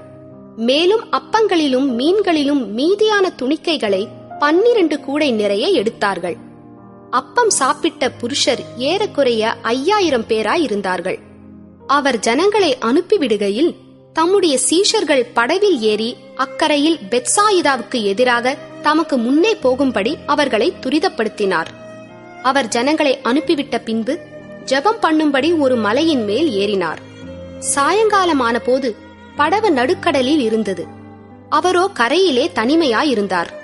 அப்பொழுது காற்று அவர்களுக்கு எதிராயிருந்தபடியினால் அவர்கள் தண்டு வலிக்கிறதில் வருத்தப்படுகிறதை அவர் கண்டு, ராத்திரியில் 4ஆம் ஜாமத்தில் கடலின் மேல் நடந்து அவர்களிடத்தில் வந்து அவர்களை கடந்து போகிறவர் போல் காணப்பட்டார். அவர் கடலின் மேல் நடக்கிறதை அவர்கள் கண்டு ஆவேசம் என்று எண்ணி சத்தமிட்டு அலறினார்கள். அவர்கள் எல்லாரும் அவரை கண்டு கலக்கமடைந்தார்கள். உடனே அவர் அவர்களோட பேசி, திடன் கொள்ளுங்கள், நான் தான், பயப்படாதிருங்கள் என்று சொல்லி அவர்கள் இருந்த படவில் ஏறினார். அப்பொழுது காற்று அமர்ந்தது. அதனால் அவர்கள் தங்களுக்குள்ளே மிகவும் பிரமித்து ஆச்சரியப்பட்டார்கள். அவர்களுடைய இருதயம் கடினமுள்ளதாயிருந்தபடியினால் அப்பங்களை குறித்து அவர்கள் உணராமற் போனார்கள். அவர்கள் கடலை கடந்து கெனேசரேத் என்னும் நாட்டிற்கு வந்து கரை பிடித்தார்கள். அவர்கள் படவிலிருந்து இறங்கின உடனே ஜனங்கள் அவரை அறிந்து அந்த சுற்றுப்புறமெங்கும் ஓடித் திரிந்து பிணியாளிகளை படுக்கைகளில் கிடத்தி அவர் வந்திருக்கிறார் என்று கேள்விப்பட்ட இடங்களில் எல்லாம் சுமந்து கொண்டு வந்தார்கள். அல்லாமலும் அவர் பிரவேசித்த கிராமங்கள், பட்டணங்கள், நாடுகள் எவைகளோ அவைகளின் சந்தை வெளிகளிலே வியாதிக்காரரை வைத்து அவருடைய வஸ்திரத்தின் ஓரத்தையாகிலும் அவர்கள் தொடும்படி உத்தரவாக வேண்டும் என்று அவரை வேண்டிக் கொண்டார்கள். அவரை தொட்ட யாவரும் சொஸ்தமானார்கள். 7ஆம் அதிகாரம். எருசலேமிலிருந்து வந்த பரிசேயரும் வேதபாரகரில் சிலரும் அவரிடத்தில் கூடி வந்தார்கள். அப்பொழுது அவருடைய சீஷரில் சிலர் கழுவாத அசுத்த கைகளாலே போஜனம் பண்ணுகிறதை அவர்கள் கண்டு குற்றம் பிடித்தார்கள். ஏனெனில் பரிசேயர் முதலிய யூதர் அனைவரும் முன்னோர்களின் பாரம்பரியத்தை கைக்கொண்டு அடிக்கடி கை கழுவினாலொழிய சாப்பிட மாட்டார்கள். கடையிலிருந்து வரும்போதும் ஸ்நானம் பண்ணாமல் சாப்பிட மாட்டார்கள். அப்படியே செம்புகளையும் கிண்ணங்களையும் செப்பு குடங்களையும் மணைகளையும் கழுவுகிறதும் அல்லாமல் வேறு அநேக ஆசாரங்களையும் கை கொண்டு வருவார்கள். அப்பொழுது அந்த பரிசேயரும் வேதபாரகரும் அவரை நோக்கி, உம்முடைய சீஷர்கள் முன்னோர்களின் பாரம்பரியத்தை மீறி ஏன் கை கழுவாமல் சாப்பிடுகிறார்கள் என்று கேட்டார்கள். அவர்களுக்கு அவர் பிரதியுத்தரமாக, இந்த ஜனங்கள் தங்கள் உதடுகளினால் என்னை கனம் பண்ணுகிறார்கள், அவர்கள் இருதயமோ எனக்கு தூரமாய் விலகியிருக்கிறது என்றும், மனுஷருடைய கற்பனைகளை உபதேசங்களாக போதித்து வீணா எனக்கு ஆராதனை செய்கிறார்கள் என்றும் எழுதியிருக்கிற பிரகாரம் மாயக்காரராகிய உங்களை குறித்து ஏசாயா நன்றாய் தீர்க்க தரிசனம் சொல்லியிருக்கிறான். நீங்கள் தேவனுடைய கட்டளையை தள்ளிவிட்டு மனுஷருடைய பாரம்பரியத்தை கைக்கொண்டு வருகிறவர்களாய் கிண்ணங்களையும் செம்புகளையும் கழுவுகிறீர்கள் மற்றும் இப்படிப்பட்ட அநேக சடங்குகளையும் அனுசரித்து வருகிறீர்கள் என்றார். பின்னும் அவர் அவர்களை நோக்கி, நீங்கள் உங்கள் பாரம்பரியத்தை கைக்கொள்ளும்படிக்கு தேவனுடைய கட்டளைகளை வியர்த்தமாக்கினது நன்றாயிருக்கிறது. எப்படியெனில், உன் தகப்பனையும் உன் தாயையும் கனம் பண்ணுவாயாக என்றும், தகப்பனையாவது தாயையாவது நிந்திக்கிறவன் கொல்லப்பட வேண்டும் என்றும் மோசே சொல்லியிருக்கிறாரே. நீங்களோ ஒருவன் தன் தகப்பனையாவது தாயையாவது நோக்கி, உனக்கு நான் செய்யத்தக்க உதவி எது உண்டோ அதை கொர்பான் என்னும் காணிக்கையாக கொடுக்கிறேன் என்று சொல்லிவிட்டால் அவனுடைய கடமை தீர்ந்தது என்று சொல்லி அவனை இனி தன் தகப்பனுக்காவது தன் தாய்க்காவது யாதொரு உதவியும் செய்ய ஒட்டாமல் நீங்கள் போதித்த உங்கள் பாரம்பரியத்தினால் தேவ வசனத்தை அவமாக்குகிறீர்கள். இதுபோலவே நீங்கள் மற்றும் அநேக காரியங்களையும் செய்கிறீர்கள் என்று சொன்னார். பின்பு அவர் ஜனங்கள் எல்லாரையும் வரவழைத்து அவர்களை நோக்கி, நீங்கள் எல்லாரும் எனக்கு செவி கொடுத்து உணருங்கள். மனுஷனுக்கு புறம்பே இருந்து அவனுக்குள்ளே போகிறதொன்றும் அவனை தீட்டுப்படுத்த மாட்டாது. அவன் உள்ளத்திலிருந்து புறப்படுகிறவைகளே அவனை தீட்டுப்படுத்தும். கேட்கிறதற்கு ஒருவன் காதுள்ளவனாயிருந்தால் கேட்க கடவன் என்றார். அவர் ஜனங்களை விட்டு வீட்டுக்குள் பிரவேசித்த போது அவருடைய சீஷர்கள் அவர் சொன்ன உவமையை குறித்து அவரிடத்தில் விசாரித்தார்கள். அதற்கு அவர், நீங்களும் இவ்வளவு உணர்வில்லாதவர்களா? புறம்பே இருந்து மனுஷனுக்குள்ளே போகிறதொன்றும் அவனை தீட்டுப்படுத்த மாட்டாதென்று நீங்கள் அறிந்து கொள்ளவில்லையா? அது அவன் இருதயத்தில் போகாமல் வயிற்றிலே போகிறது. அதிலிருந்து எல்லா போஜனங்களின் அசுத்தங்களையும் கழிக்கிற ஆசன வழியாய் நீங்கிப் போகும். மனுஷனுக்குள்ளே இருந்து புறப்படுகிறதே மனுஷனை தீட்டுப்படுத்தும். எப்படியெனில், மனுஷருடைய இருதயத்திற்குள்ளிருந்து பொல்லாத சிந்தனைகளும் விபசாரங்களும் வேசித்தனங்களும் கொலை பாதகங்களும் களவுகளும் பொருளாசைகளும் துஷ்டத்தனங்களும் கபடும் காம விகாரமும் வன்கண்ணும் தூஷணமும் பெருமையும் மதிகேடும் புறப்பட்டு வரும். பொல்லாங்கானவைகளாகிய இவைகளெல்லாம் உள்ளத்திலிருந்து புறப்பட்டு மனுஷனை தீட்டுப்படுத்தும் என்றார். பின்பு அவர் எழுந்து அவ்விடம் விட்டு புறப்பட்டு தீரு சீதோன் பட்டணங்களின் எல்லைகளில் போய் ஒரு வீட்டுக்குள் பிரவேசித்து ஒருவரும் அதை அறியாதிருக்க விரும்பியும் அவர் மறைவாயிருக்க கூடாமற் போயிற்று. அசுத்த ஆவி பிடித்திருந்த ஒரு சிறு பெண்ணின் தாயாகிய ஒரு ஸ்திரீ அவரை குறித்து கேள்விப்பட்டு வந்து அவர் பாதத்தில் விழுந்தாள். அந்த ஸ்திரீ சீரோ பேனிக்கியா தேசத்தாளாகிய கிரேக்கு ஸ்திரீயாயிருந்தாள். அவள் தன் மகளை பிடித்திருந்த பிசாசை துரத்திவிட வேண்டுமென்று அவரை வேண்டிக் கொண்டாள். இயேசு அவளை நோக்கி, முந்தி பிள்ளைகள் திருப்தி அடையட்டும், பிள்ளைகளின் அப்பத்தை எடுத்து நாய்க்குட்டிகளுக்கு போடுகிறது நல்லதல்ல என்றார். அதற்கு அவள், மெய்தான் ஆண்டவரே, ஆகிலும் மேஜையின் கீழிருக்கும் நாய்க்குட்டிகள் பிள்ளைகள் சிந்துகிற துணிக்கைகளை தின்னுமே என்றாள். அப்பொழுது அவர், நீ சொன்ன அந்த வார்த்தை நிமித்தம் போகலாம், பிசாசு உன் மகளை விட்டு நீங்கி போயிற்று என்றார். அவள் தன் வீட்டுக்கு வந்த பொழுது பிசாசு போய்விட்டதையும் தன் மகள் கட்டிலில் படுத்திருக்கிறதையும் கண்டாள். மறுபடியும் அவர் தீரு சீதோன் பட்டணங்களின் எல்லைகளை விட்டு புறப்பட்டு தெக்கப்போலியின் எல்லைகளின் வழியாய் கலிலேயா கடல் அருகே வந்தார். அங்கே கொன்னைவாயுடைய ஒரு செவிடனை அவரிடத்தில் கொண்டு வந்து அவர் தமது கையை அவன் மேல் வைக்கும்படி வேண்டிக் கொண்டார்கள். அப்பொழுது அவர் அவனை ஜனக்கூட்டத்தை விட்டு தனியே அழைத்துக் கொண்டு போய் தம்முடைய விரல்களை அவன் காதுகளில் வைத்து உமிழ்ந்து அவனுடைய நாவை தொட்டு வானத்தை அண்ணாந்து பார்த்து பெருமூச்சு விட்டு எப்பத்தா என்றார். அதற்கு திறக்கப்படுவாயாக என்று அர்த்தமாம். உடனே அவனுடைய செவிகள் திறக்கப்பட்டு அவனுடைய நாவின் கட்டும் அவிழ்ந்து அவன் செவ்வையாய் பேசினான். அதை ஒருவருக்கும் சொல்ல வேண்டாம் என்று அவர்களுக்கு கட்டளையிட்டார். ஆகிலும் எவ்வளவு அதிகமாய் அவர்களுக்கு கட்டளையிட்டாரோ அவ்வளவு அதிகமாய் அவர்கள் அதை பிரசித்தம் பண்ணி எல்லாவற்றையும் நன்றாய் செய்தார், செவிடர் கேட்கவும் ஊமையர் பேசவும் பண்ணுகிறார் என்று சொல்லி மென்மேலும் ஆச்சரியப்பட்டார்கள். 8ஆம் அதிகாரம்.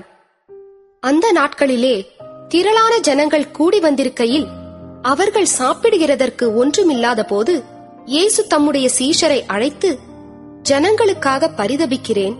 இவர்கள் இப்பொழுது என்னிடத்தில் தங்கியிருந்த 3 நாளாய் சாப்பிட ஒன்றுமில்லாதிருக்கிறார்கள். இவர்களில் சிலர் தூரத்தில் இருந்து வந்தவர்களாகையால் நான் இவர்களை பட்டினியாய் வீட்டிற்கு அனுப்பிவிட்டால் வழியில் சோர்ந்து போவார்களே என்றார். அதற்கு அவருடைய சீஷர்கள், இந்த வனாந்தரத்திலே ஒருவன் எங்கே இருந்த அப்பங்களை கொண்டு வந்து இத்தனை பேர்களை திருப்தியாக்க கூடும் என்றார்கள். அதற்கு அவர், உங்களிடத்தில் எத்தனை அப்பங்கள் உண்டு என்று கேட்டார். அவர்கள் 7 அப்பங்கள் உண்டு என்றார்கள். அப்பொழுது அவர் ஜனங்களை தரையிலே பந்தியிருக்க கட்டளையிட்டு அந்த 7 அப்பங்களையும் எடுத்து ஸ்தோத்திரம் பண்ணி விட்டு அவர்களுக்கு பரிமாறும்படி சீஷர்களிடத்தில் கொடுத்தார். அவர்கள் ஜனங்களுக்கு பரிமாறினார்கள். சில சிறு மீன்களும் அவர்களிடத்தில் இருந்தது. அவர் அவைகளையும் ஆசீர்வதித்து அவர்களுக்கு பரிமாறும்படி சொன்னார்.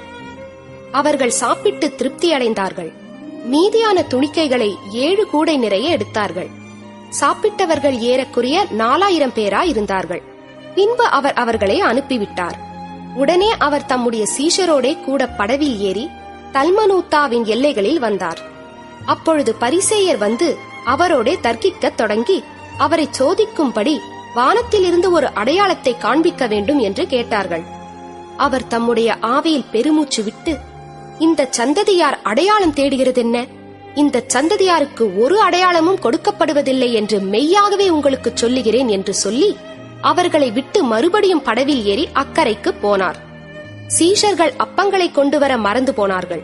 படவிலே அவர்களிடத்தில் ஒரு அப்பம் மாத்திரம் இருந்தது. அவர் அவர்களை நோக்கி, நீங்கள் பரிசேயருடைய புளித்தமாவை குறித்தும் ஏரோதின் புளித்தமாவை குறித்தும் எச்சரிக்கையாயிருங்கள் என்று கற்பித்தார். அதற்கு அவர்கள், நம்மிடத்தில் அப்பங்கள் இல்லாதபடியால் இப்படி சொல்லுகிறார் என்று தங்களுக்குள்ளே யோசனை பண்ணிக் கொண்டார்கள். இயேசு அதை அறிந்து அவர்களை நோக்கி, உங்களிடத்தில் அப்பங்கள் இல்லாதபடியினால் நீங்கள் யோசனை பண்ணுகிறதென்ன? இன்னும் சிந்தியாமலும் உணராமலும் இருக்கிறீர்களா? இன்னும் உங்கள் இருதயம் கடினமாயிருக்கிறதா? உங்களுக்கு கண்கள் இருந்தும் காணாதிருக்கிறீர்களா? காதுகள் இருந்தும் கேளாதிருக்கிறீர்களா? நினைவு கூறாமலும் இருக்கிறீர்களா?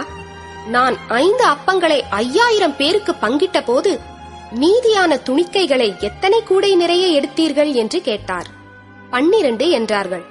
நான் 7 அப்பங்களை 4000 பேருக்கு பங்கிட்ட போது மீதியான துணிக்கைகளை எத்தனை கூடை நிறைய எடுத்தீர்கள் என்று கேட்டார். 7 என்றார்கள். அப்படியானால் நீங்கள் உணராதிருக்கிறது எப்படி என்றார். பின்பு அவர் பெத்சாயிதா ஊருக்கு வந்தார். அப்பொழுது ஒரு குருடனை அவரிடத்தில் கொண்டு வந்து அவனை தொடும்படி அவரை வேண்டிக் கொண்டார்கள். அவர் குருடனுடைய கையை பிடித்து அவனை கிராமத்துக்கு வெளியே அழைத்துக் கொண்டு போய் அவன் கண்களில் உமிழ்ந்து அவன் மேல் கைகளை வைத்து, எதையாகிலும் காண்கிறாயா என்று கேட்டார். அவன் ஏறிட்டு பார்த்து, நடக்கிற மனுஷரை மரங்களைப் போல காண்கிறேன் என்றான். பின்பு அவர் மறுபடியும் அவன் கண்களின் மேல் கைகளை வைத்து அவனை ஏறிட்டு பார்க்கும்படி செய்தார். அப்பொழுது அவன் சொஸ்தமடைந்து யாவரையும் தெளிவாய் கண்டான். பின்பு அவர் அவனை நோக்கி, நீ கிராமத்தில் பிரவேசியாமலும் கிராமத்தில் இதை ஒருவருக்கும் சொல்லாமலும் இரு என்று சொல்லி அவனை வீட்டிற்கு அனுப்பிவிட்டார். பின்பு இயேசுவும் அவருடைய சீஷர்களும் புறப்பட்டு பிலிப்பு செசரியா பட்டணத்தைச் சேர்ந்த கிராமங்களுக்கு போனார்கள். வழியிலே அவர் தம்முடைய சீஷர்களை நோக்கி, ஜனங்கள் என்னை யார் என்று சொல்லுகிறார்கள் என்று கேட்டார். அதற்கு அவர்கள், சிலர் உம்மை யோவான் ஸ்நானன் என்றும், சிலர் எலியா என்றும், வேறு சிலர் தீர்க்கதரிசிகளில் ஒருவர் என்றும் சொல்லுகிறார்கள் என்றார்கள். அப்பொழுது அவர், நீங்கள் என்னை யார் என்று சொல்லுகிறீர்கள் என்று கேட்டார். பேதுரு பிரதியுத்தரமாக, நீர் கிறிஸ்து என்றான். அப்பொழுது தம்மை குறித்து ஒருவருக்கும் சொல்லாதபடிக்கு அவர்களுக்கு உறுதியாய் கட்டளையிட்டார். அல்லாமலும் மனுஷகுமாரன் பல பாடுகள் பட்டு மூப்பராலும் பிரதான ஆசாரியராலும் வேதபாரகராலும் ஆகாதவன் என்று தள்ளப்பட்டு கொல்லப்பட்டு 3 நாளைக்கு பின்பு உயிர்த்தெழுந்திருக்க வேண்டியதென்று அவர்களுக்கு போதிக்கத் தொடங்கினார். இந்த வார்த்தையை அவர் தாராளமாகச் சொன்னார். அப்பொழுது பேதுரு அவரை தனியே அழைத்துக் கொண்டு போய் அவரை கடிந்து கொள்ளத் தொடங்கினான். அவர் திரும்பி தம்முடைய சீஷரை பார்த்து பேதுருவை நோக்கி, எனக்கு பின்னாகப்போ சாத்தானே, நீ தேவனுக்கு ஏற்றவைகளை சிந்தியாமல் மனுஷருக்கு ஏற்றவைகளை சிந்திக்கிறாய் என்று சொல்லி அவனை கடிந்து கொண்டார். பின்பு அவர் ஜனங்களையும் தம்முடைய சீஷர்களையும் தம்மிடத்தில் அழைத்து, ஒருவன் என் பின்னே வர விரும்பினால் அவன் தன்னைத்தான் வெறுத்து தன் சிலுவையை எடுத்துக்கொண்டு என்னை பின்பற்ற கடவன். தன் ஜீவனை ரட்சிக்க விரும்புகிறவன் அதை இழந்து போவான். என் நிமித்தமாகவும் சுவிசேஷத்து நிமித்தமாகவும் தன் ஜீவனை இழந்து போகிறவன் அதை ரட்சித்துக் கொள்ளுவான். மனுஷன் உலகம் முழுவதையும் ஆதாயப்படுத்திக் கொண்டாலும் தன் ஜீவனை நஷ்டப்படுத்தினால் அவனுக்கு லாபம் என்ன? மனுஷன் தன் ஜீவனுக்கு ஈடாக என்னத்தை கொடுப்பான்? ஆதலால் விபசாரமும் பாவமும் உள்ள இந்த சந்ததியில் என்னை குறித்தும் என் வார்த்தைகளை குறித்தும் எவன் வெட்கப்படுவானோ அவனை குறித்து மனுஷகுமாரனும் தமது பிதாவின் மகிமை பொருந்தினவராய் பரிசுத்த தூதர்களோடும் கூட வரும்போது வெட்கப்படுவார் என்றார். 9ஆம் அதிகாரம். அன்றியும் அவர் அவர்களை நோக்கி, இங்கே நிற்கிறவர்களில் சிலர் தேவனுடைய ராஜ்யம் பலத்தோடே வருவதைக் காணும் முன் மரணத்தை ருசி பார்ப்பதில்லை என்று மெய்யாகவே உங்களுக்கு சொல்லுகிறேன் என்றார். 6 நாளைக்குப் பின்பு இயேசு பேதுருவையும் யாக்கோப்பையும் யோவானையும் அழைத்து உயர்ந்த மலையின் மேல் அவர்களை தனியே கூட்டிக் கொண்டு போய் அவர்களுக்கு முன்பாக மறுரூபமானார். அவருடைய வஸ்திரம் உறைந்த மழையைப் போல் பூமியிலே எந்த வண்ணானும் வெளுக்கக்கூடாத வெண்மையாய் பிரகாசித்தது. அப்பொழுது மோசேயும் எலியாவும் இயேசுவுடனே பேசுகிறவர்களாக அவர்களுக்கு காணப்பட்டார்கள்.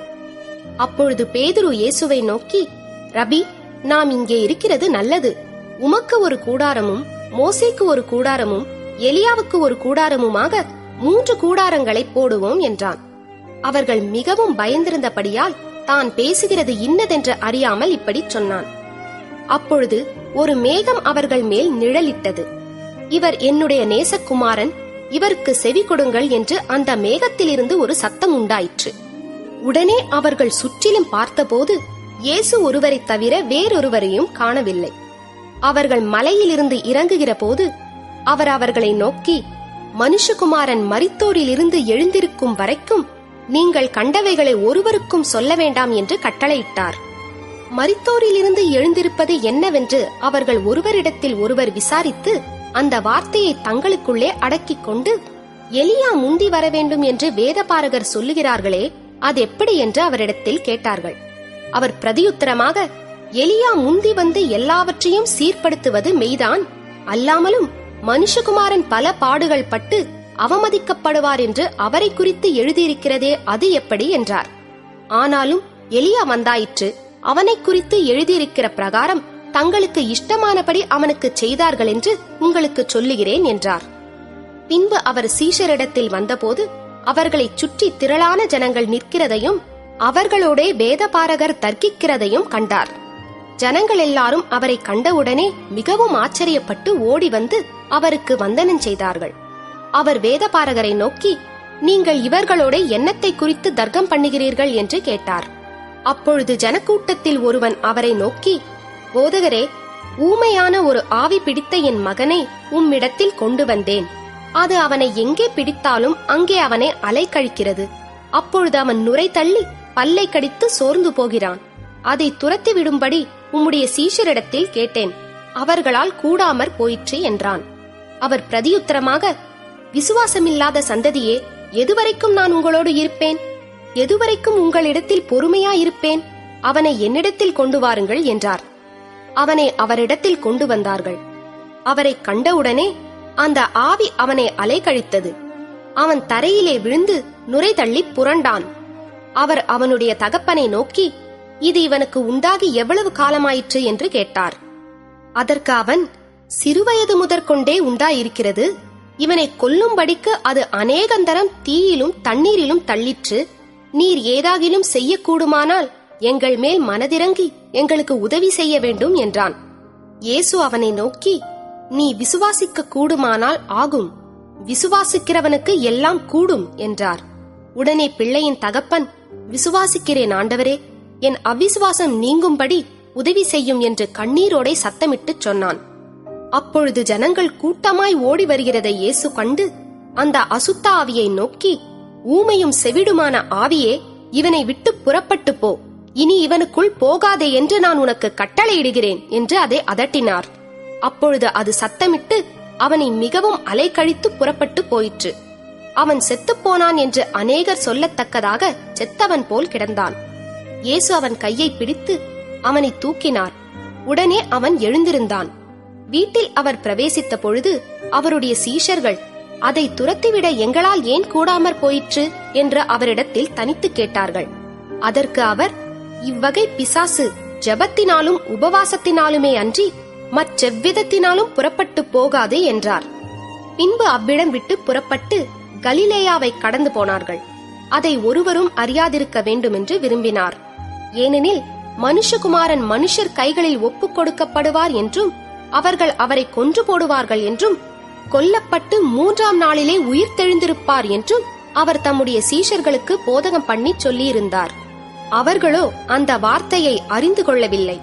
அதை குறித்து அவரிடத்தில் கேட்கவும் பயந்தார்கள். அவர் கப்பர்நகூமுக்கு வந்து வீட்டிலே இருக்கும்போது அவர்களை நோக்கி, நீங்கள் வழியிலே எதை குறித்து உங்களுக்குள்ளே தர்க்கம் பண்ணினீர்கள் என்று கேட்டார். அதற்கு அவர்கள் பேசாமல் இருந்தார்கள். ஏனெனில் அவர்கள் தங்களுக்குள்ளே எவன் பெரியவன் என்று வழியில் தர்க்கம் பண்ணினார்கள்.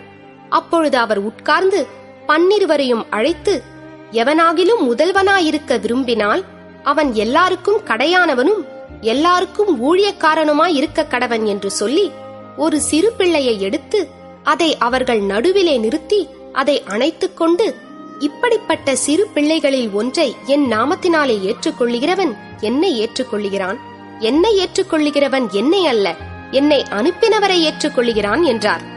அப்பொழுது யோவான் அவரை நோக்கி, போதகரே, நம்மை பின்பற்றாதவன் ஒருவன் உமது நாமத்தினாலே பிசாசுகளை துரத்துகிறதை கண்டோம். அவன் நம்மை பின்பற்றாதவனானதால் அவனை தடுத்தோம் என்றான். அதற்கு இயேசு, அவனை தடுக்க வேண்டாம். என் நாமத்தினாலே அற்புதம் செய்கிறவன் எளிதா என்னை குறித்து தீங்கு சொல்ல மாட்டான். நமக்கு விரோதமாயிராதவன் நமது பட்சத்தில் இருக்கிறான். நீங்கள் கிறிஸ்துவினுடையவர்களாய் இருக்கிறபடியினாலே என் நாமத்தின் நிமித்தம் உங்களுக்கு ஒரு கலசம் தண்ணீர் குடிக்க கொடுக்கிறவன் தன் பலனை அடையாமற் போவதில்லை என்று மெய்யாகவே உங்களுக்கு சொல்லுகிறேன். என்னிடத்தில் விசுவாசமாய் இருக்கிற இந்த சிறியரில் ஒருவனுக்கு இடரல் உண்டாக்குகிறவன் எவனோ அவனுடைய கழுத்தில் ஏந்திர கல்லை கட்டி சமுத்திரத்தில் அவனை தள்ளி போடுகிறது அவனுக்கு நலமாயிருக்கும். உன் கை உனக்கு இடரல் உண்டாக்கினால் அதை தரித்துப் போடு. நீ 2 கையுடையவனாய் அவியாத அக்கினியுள்ள நரகத்திலே போவதை பார்க்கிலும் ஊனனாய் ஜீவனுக்குள் பிரவேசிப்பது உனக்கு நலமாயிருக்கும். அங்கே அவர்கள் புழு சாவாமலும் அக்கினி அவியாமலும் இருக்கும். உன் கால் உனக்கு இடரல் உண்டாக்கினால் அதை தரித்துப் போடு. நீ 2 காலுடையவனாய் அவியாத அக்கினியுள்ள நரகத்திலே தள்ளப்படுவதை பார்க்கிலும் சப்பானியாய் ஜீவனுக்குள் பிரவேசிப்பது உனக்கு நலமாயிருக்கும். அங்கே அவர்கள் புழு சாவாமலும் அக்கினி அவியாமலும் இருக்கும். உன் கண் உனக்கு இடரல் உண்டாக்கினால் அதை பிடுங்கிப் போடு. நீ 2 கண்ணுடையவனாய் நரக அக்கினியிலே தள்ளப்படுவதை பார்க்கிலும் ஒற்றை கண்ணனாய் தேவனுடைய ராஜ்யத்தில் பிரவேசிப்பது உனக்கு நலமாயிருக்கும். அங்கே அவர்கள் புழு சாவாமலும் அக்கினி அவியாமலும் இருக்கும். எந்த பலியும் உப்பினால் உப்பிடப்படுவது போல எந்த மனுஷனும் அக்கினியினால் உப்பிடப்படுவான். உப்பு நல்லதுதான். உப்பு சாரமற்று போனால் அதற்கு எதனாலே சாரம் உண்டாக்குவீர்கள்? உங்களுக்குள்ளே உப்புடையவர்களாயிருங்கள், ஒருவரோடொருவர் சமாதானமுள்ளவர்களாயும் இருங்கள் என்றார். 10ஆம் அதிகாரம். அவர் அவ்விடம் விட்டெழுந்து யோர்தானுக்கு அக்கறையிலுள்ள தேசத்தின் வழியாய் யூதேயாவின் எல்லைகளில் வந்தார். ஜனங்கள் மறுபடியும் அவரிடத்தில் கூடி வந்தார்கள். அவர் தம்முடைய வழக்கத்தின்படியே மறுபடியும் அவர்களுக்கு போதகம் பண்ணினார்.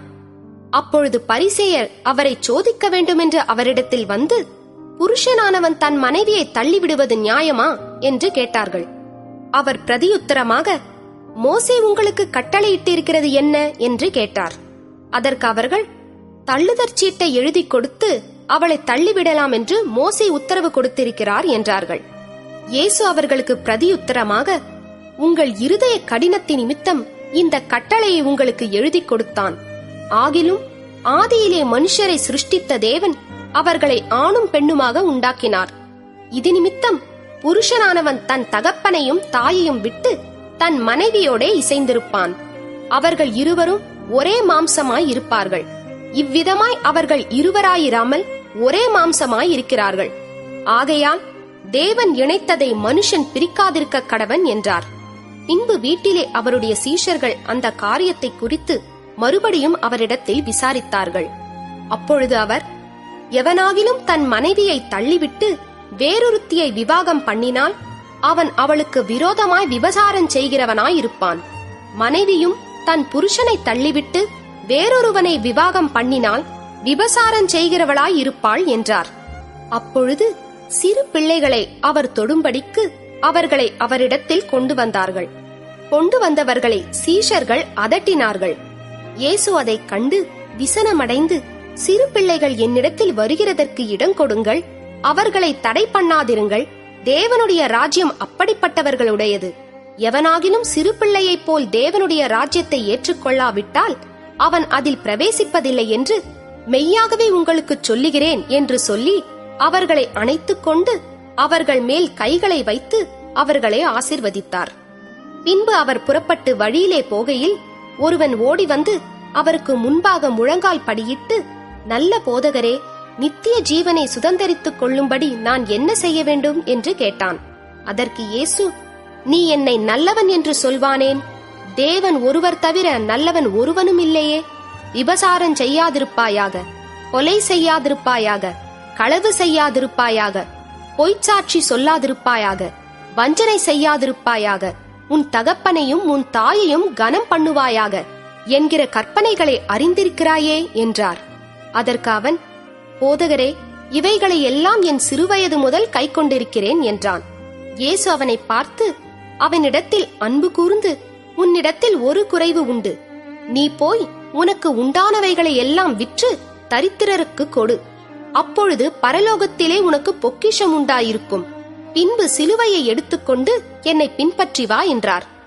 அவன் மிகுந்த ஆஸ்தியுள்ளவனாயிருந்தபடியால் இந்த வார்த்தையை கேட்டு மனமடிந்து துக்கத்தோடே போய்விட்டான்.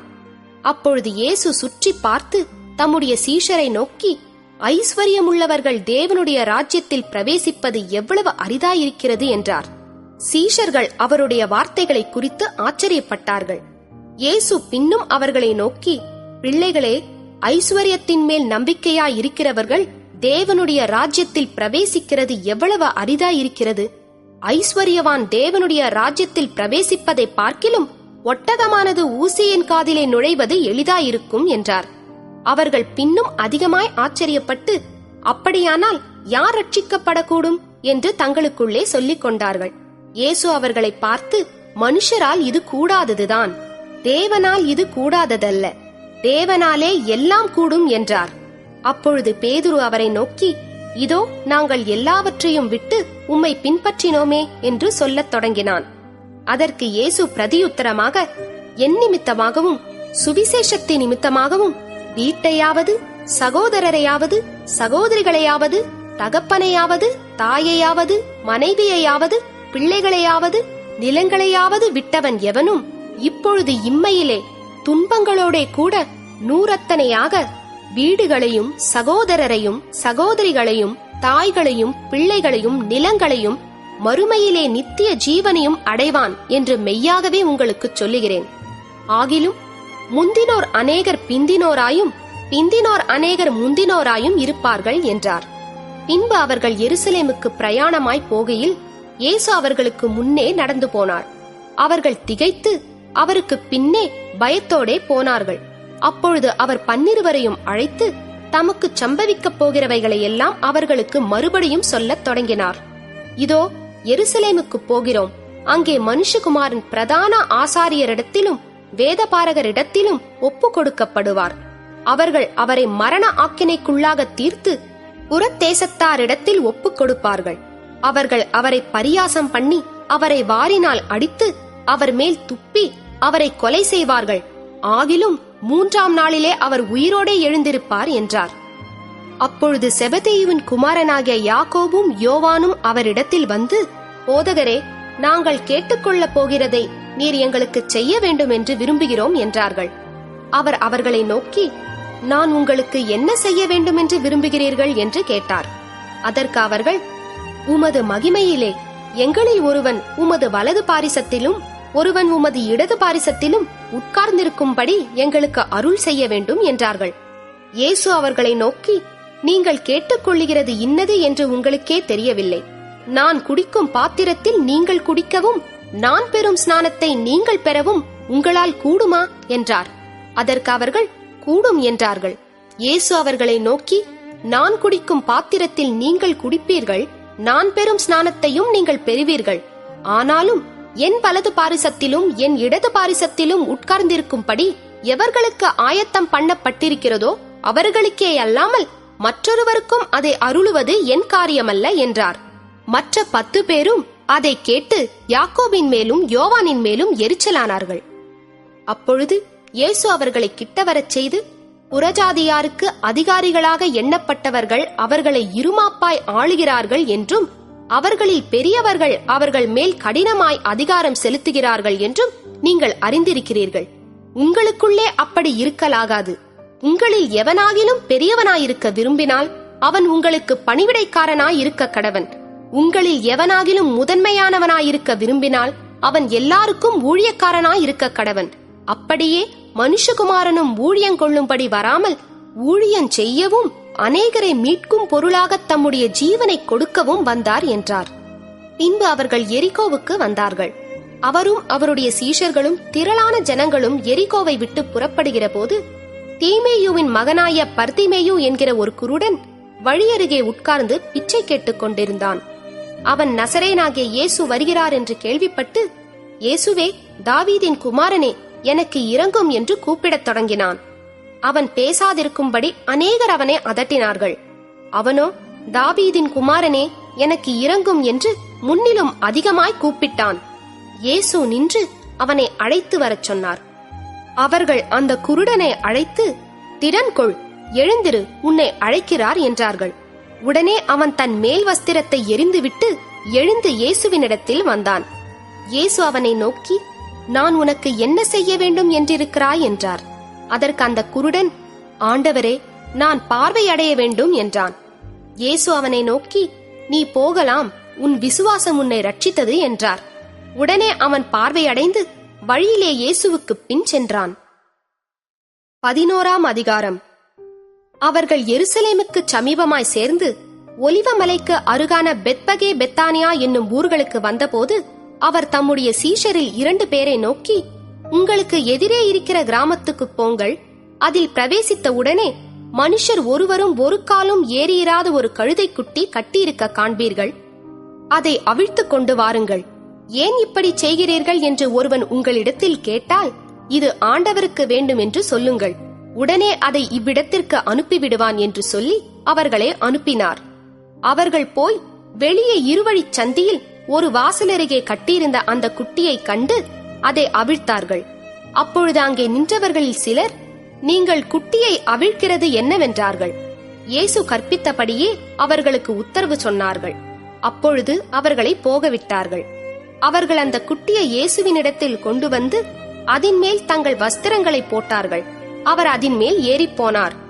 அநேகர் தங்கள் வஸ்திரங்களை வழியிலே விரித்தார்கள். வேறு சிலர் மரக்கிளைகளை தரித்து வழியிலே பரப்பினார்கள். முன் நடப்பாரும் பின் நடப்பாரும், ஓசன்னா, கர்த்தரின் நாமத்தினாலே வருகிறவர் ஸ்தோத்திரிக்கப்பட்டவர், கர்த்தரின் நாமத்தினாலே வருகிற நம்முடைய பிதாவாகிய தாவீதின் ராஜ்யம் ஆசீர்வதிக்கப்படுவதாக, உன்னதத்திலே ஓசன்னா என்று சொல்லி ஆர்ப்பரித்தார்கள். அப்பொழுது இயேசு எருசலேமுக்கு வந்து தேவாலயத்தில் பிரவேசித்து எல்லாவற்றையும் சுற்றி பார்த்து சாயங்காலமான போது 12 கூட பெத்தானியாவுக்கு போனார். மறுநாளிலே அவர்கள் பெத்தானியாவில் இருந்து புறப்பட்டு வருகையில் அவருக்கு பசி உண்டாயிற்று. அப்பொழுது இலைகளுள்ள ஒரு அத்திமரத்தை தூரத்திலே கண்டு அதில் ஏதாகிலும் அகப்படுமோ என்று பார்க்க வந்தார். அத்திப்பழ காலமாயிராதபடியால் அவர் அதனிடத்தில் வந்தபோது அதில் இலைகளை அல்லாமல் வேறொன்றையும் காணவில்லை. அப்பொழுது இயேசு அதை பார்த்து, இது முதல் ஒரு காலும் ஒருவனும் உன்னிடத்தில் கனியை புசியாதிருக்க கடவன் என்றார். அதை அவருடைய சீஷர்கள் கேட்டார்கள். அவர்கள் எருசலேமுக்கு வந்தார்கள். இயேசு தேவாலயத்தில் பிரவேசித்து ஆலயத்தில் விற்கிறவர்களையும் கொள்ளுகிறவர்களையும் துரத்திவிட்டு காசுக்காரருடைய பலகைகளையும் புறா விற்கிறவர்களுடைய ஆசனங்களையும் கவிழ்த்து ஒருவனும் தேவாலயத்தின் வழியாக யாதொரு பண்டத்தையும் கொண்டு போக விடாமல், என்னுடைய வீடு எல்லா ஜனங்களுக்கும் ஜெப வீடு எண்ணப்படும் என்று எழுதியிருக்கவில்லையா? நீங்களோ அதை கள்ளர் குகையாக்கினீர்கள் என்று அவர்களுக்கு சொல்லி உபதேசித்தார். அதை வேதபாரகரும் பிரதான ஆசாரியரும் கேட்டு அவரை கொலை செய்ய வகை தேடினார்கள். ஆகிலும் ஜனங்கள் எல்லாரும் அவருடைய உபதேசத்தை குறித்து ஆச்சரியப்பட்டபடியினாலே அவருக்கு பயந்திருந்தார்கள். சாயங்காலமான போது அவர் நகரத்திலிருந்து புறப்பட்டு போனார். மறுநாள் காலையிலே அவர்கள் அவ்வழியாய் போகும்போது அந்த அத்திமரம் வேரோடே பட்டுப் போயிருக்கிறதை கண்டார்கள்.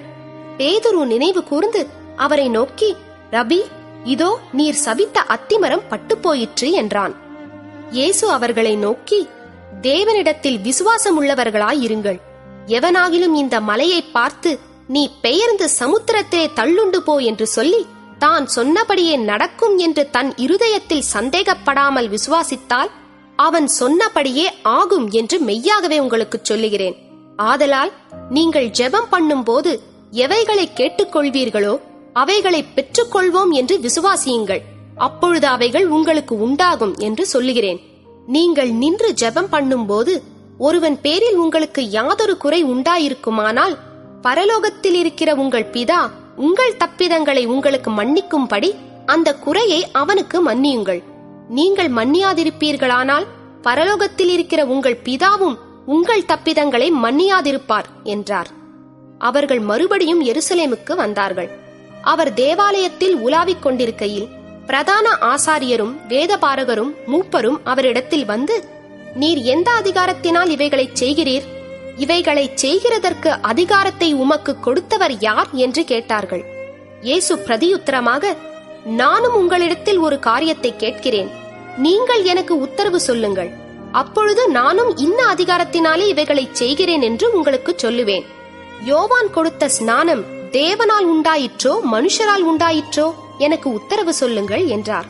அதற்கு அவர்கள், தேவனால் உண்டாயிற்றென்று சொல்வோமானால் பின்ன ஏன் அவனை விசுவாசிக்கவில்லை என்று கேட்பார். மனுஷரால் உண்டாயிற்றென்று சொல்வோமானால் ஜனங்களுக்கு பயப்பட வேண்டியதாயிருக்கும். எல்லாரும் யோவானை மெய்யாக தீர்க்கதரிசி என்று எண்ணுகிறார்களே என்று தங்களுக்குள்ளே ஆலோசனை பண்ணி இயேசுவுக்கு பிரதியுத்தரமாக, எங்களுக்கு தெரியாது என்றார்கள். அப்பொழுது இயேசு, நானும் இன்ன அதிகாரத்தினாலே இவைகளை செய்கிறேன் என்று உங்களுக்கு சொல்லேன் என்றார். 12ஆம் அதிகாரம். பின்பு அவர் உவமைகளாய் அவர்களுக்கு சொல்லத் தொடங்கினதாவது, ஒரு மனுஷன் ஒரு திராட்சத் தோட்டத்தை உண்டாக்கி அதைச் சுற்றிலும் வேலி அடைத்து ரசத்தொட்டியை உண்டு பண்ணி கோபுரத்தையும் கட்டி தோட்டக்காரருக்கு அதை குத்தகையாக விட்டு புறத்தேசத்துக்கு போயிருந்தான். தோட்டக்காரரிடத்தில் திராட்சத் தோட்டத்து கனிகளில் தன் பாகத்தை வாங்கிக் கொண்டு வரும்படி பருவ காலத்திலே அவர்களிடத்தில் ஒரு ஊழியக்காரனை அனுப்பினான். அவர்கள் அவனை பிடித்து அடித்து வெறுமையாய் அனுப்பிவிட்டார்கள். பின்பு வேறொரு ஊழியக்காரனை அவர்களிடத்தில் அனுப்பினான். அவர்கள் அவன் மேல் கல்லெறிந்து தலையிலே காயப்படுத்தி அவமானப்படுத்தி அனுப்பிவிட்டார்கள். மறுபடியும் வேறொருவனை அனுப்பினான். அவனை அவர்கள் கொலை செய்தார்கள். வேறு அநேகரையும் அனுப்பினான். அவர்களில் சிலரை அடித்து சிலரை கொன்று போட்டார்கள். அவனுக்கு பிரியமான ஒரே குமாரன் இருந்தான். என் குமாரனுக்கு அஞ்சுவார்கள் என்று சொல்லி அவனையும் கடைசியிலே அவர்களிடத்தில் அனுப்பினான். தோட்டக்காரரோ, இவன் சுதந்திரவாளி, இவனை கொலை செய்வோம் வாருங்கள், அப்பொழுது சுதந்திரம் நம்முடையதாகும் என்று ஒருவரோடொருவர் சொல்லிக் கொண்டு அவனை பிடித்து கொலை செய்து திராட்சத் தோட்டத்துக்கு புறம்பே போட்டு விட்டார்கள். அப்படி இருக்க திராட்சத் தோட்டத்துக்கு எஜமான் என்ன செய்வான்? அவன் வந்து அந்த தோட்டக்காரரை சங்கரித்து திராட்சத் தோட்டத்தை மற்றவர்களுக்கு ஒப்பு கொடுப்பான் அல்லவா? வீடு கட்டுகிறவர்கள் ஆகாதென்று தள்ளின கல்லே மூலைக்கு தலைக்கல்லாயிற்று. அது கர்த்தராலே ஆயிற்று. அது நம்முடைய கண்களுக்கு ஆச்சரியமாய் இருக்கிறது என்று எழுதியிருக்கிற வாக்கியத்தை நீங்கள் வாசிக்கவில்லையா என்றார். இந்த உவமையை தங்களை குறித்து சொன்னார் என்று அவர்கள் அறிந்து அவரை பிடிக்க வகை தேடினார்கள். ஆனாலும் ஜனத்துக்கு பயந்து அவரை விட்டு போய்விட்டார்கள். அவர்கள் பேச்சிலே அவரை அகப்படுத்தும்படிக்கு பரிசேயரிலும் ஏரோதியரிலும் சிலரை அவரிடத்தில் அனுப்பினார்கள். அவர்கள் வந்து, போதகரே, நீர் சத்தியமுள்ளவர் என்றும் எவனை குறித்தும் உமக்கு கவை இல்லை என்றும் அறிந்திருக்கிறோம். நீர் முகதாட்சணியம் இல்லாதவராய் தேவனுடைய மார்க்கத்தை சத்தியமாய் போதிக்கிறீர். ராயனுக்கு வரி கொடுக்கிறது நியாயமோ அல்லவோ? நாம் கொடுக்கலாமோ கொடுக்க கூடாதோ என்று கேட்டார்கள். அவர்களுடைய மாயத்தை அவர் அறிந்து, நீங்கள் என்னை ஏன் சோதிக்கிறீர்கள்? நான் பார்க்கும்படிக்கு ஒரு பணத்தை என்னிடத்தில் கொண்டு வாருங்கள் என்றார். அவர்கள் அதை கொண்டு வந்தார்கள். அப்பொழுது அவர், இந்த சுரூபமும் மேலெழுத்தும் யாருடையது என்று கேட்டார். ராயனுடையது என்றார்கள். அதற்கு இயேசு, ராயனுடையதை ராயனுக்கும் தேவனுடையதை தேவனுக்கும் செலுத்துங்கள் என்றார். அவர்கள் அவரை குறித்து ஆச்சரியப்பட்டார்கள்.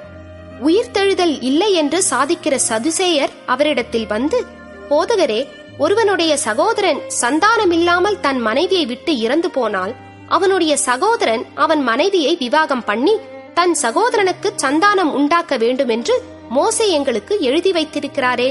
இப்படி இருக்க 7 பேர் சகோதரர் இருந்தார்கள். மூத்தவன் ஒரு பெண்ணை விவாகம் பண்ணி சந்தானமில்லாமல் இறந்து போனான். 2ஆம் சகோதரன் அவளை விவாகம் பண்ணி அவனும் சந்தானமில்லாமல் இறந்து போனான். 3ஆம் சகோதரனும் அப்படியே ஆனான்.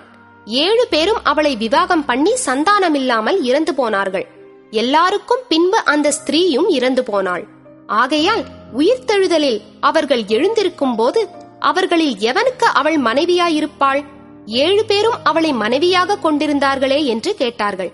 இயேசு அவர்களுக்கு பிரதியுத்தரமாக, நீங்கள் வேத வாக்கியங்களையும் தேவனுடைய வல்லமையையும் அறியாததினால் அல்லவா தப்பான எண்ணம் கொள்ளுகிறீர்கள்? மரித்தோர் உயிரோடு எழுந்திருக்கும் போது கொள்வனையும் கொடுப்பனையும் இல்லை. அவர்கள் பரலோகத்தில் இருக்கிற தேவ தூதரைப் போல் இருப்பார்கள்.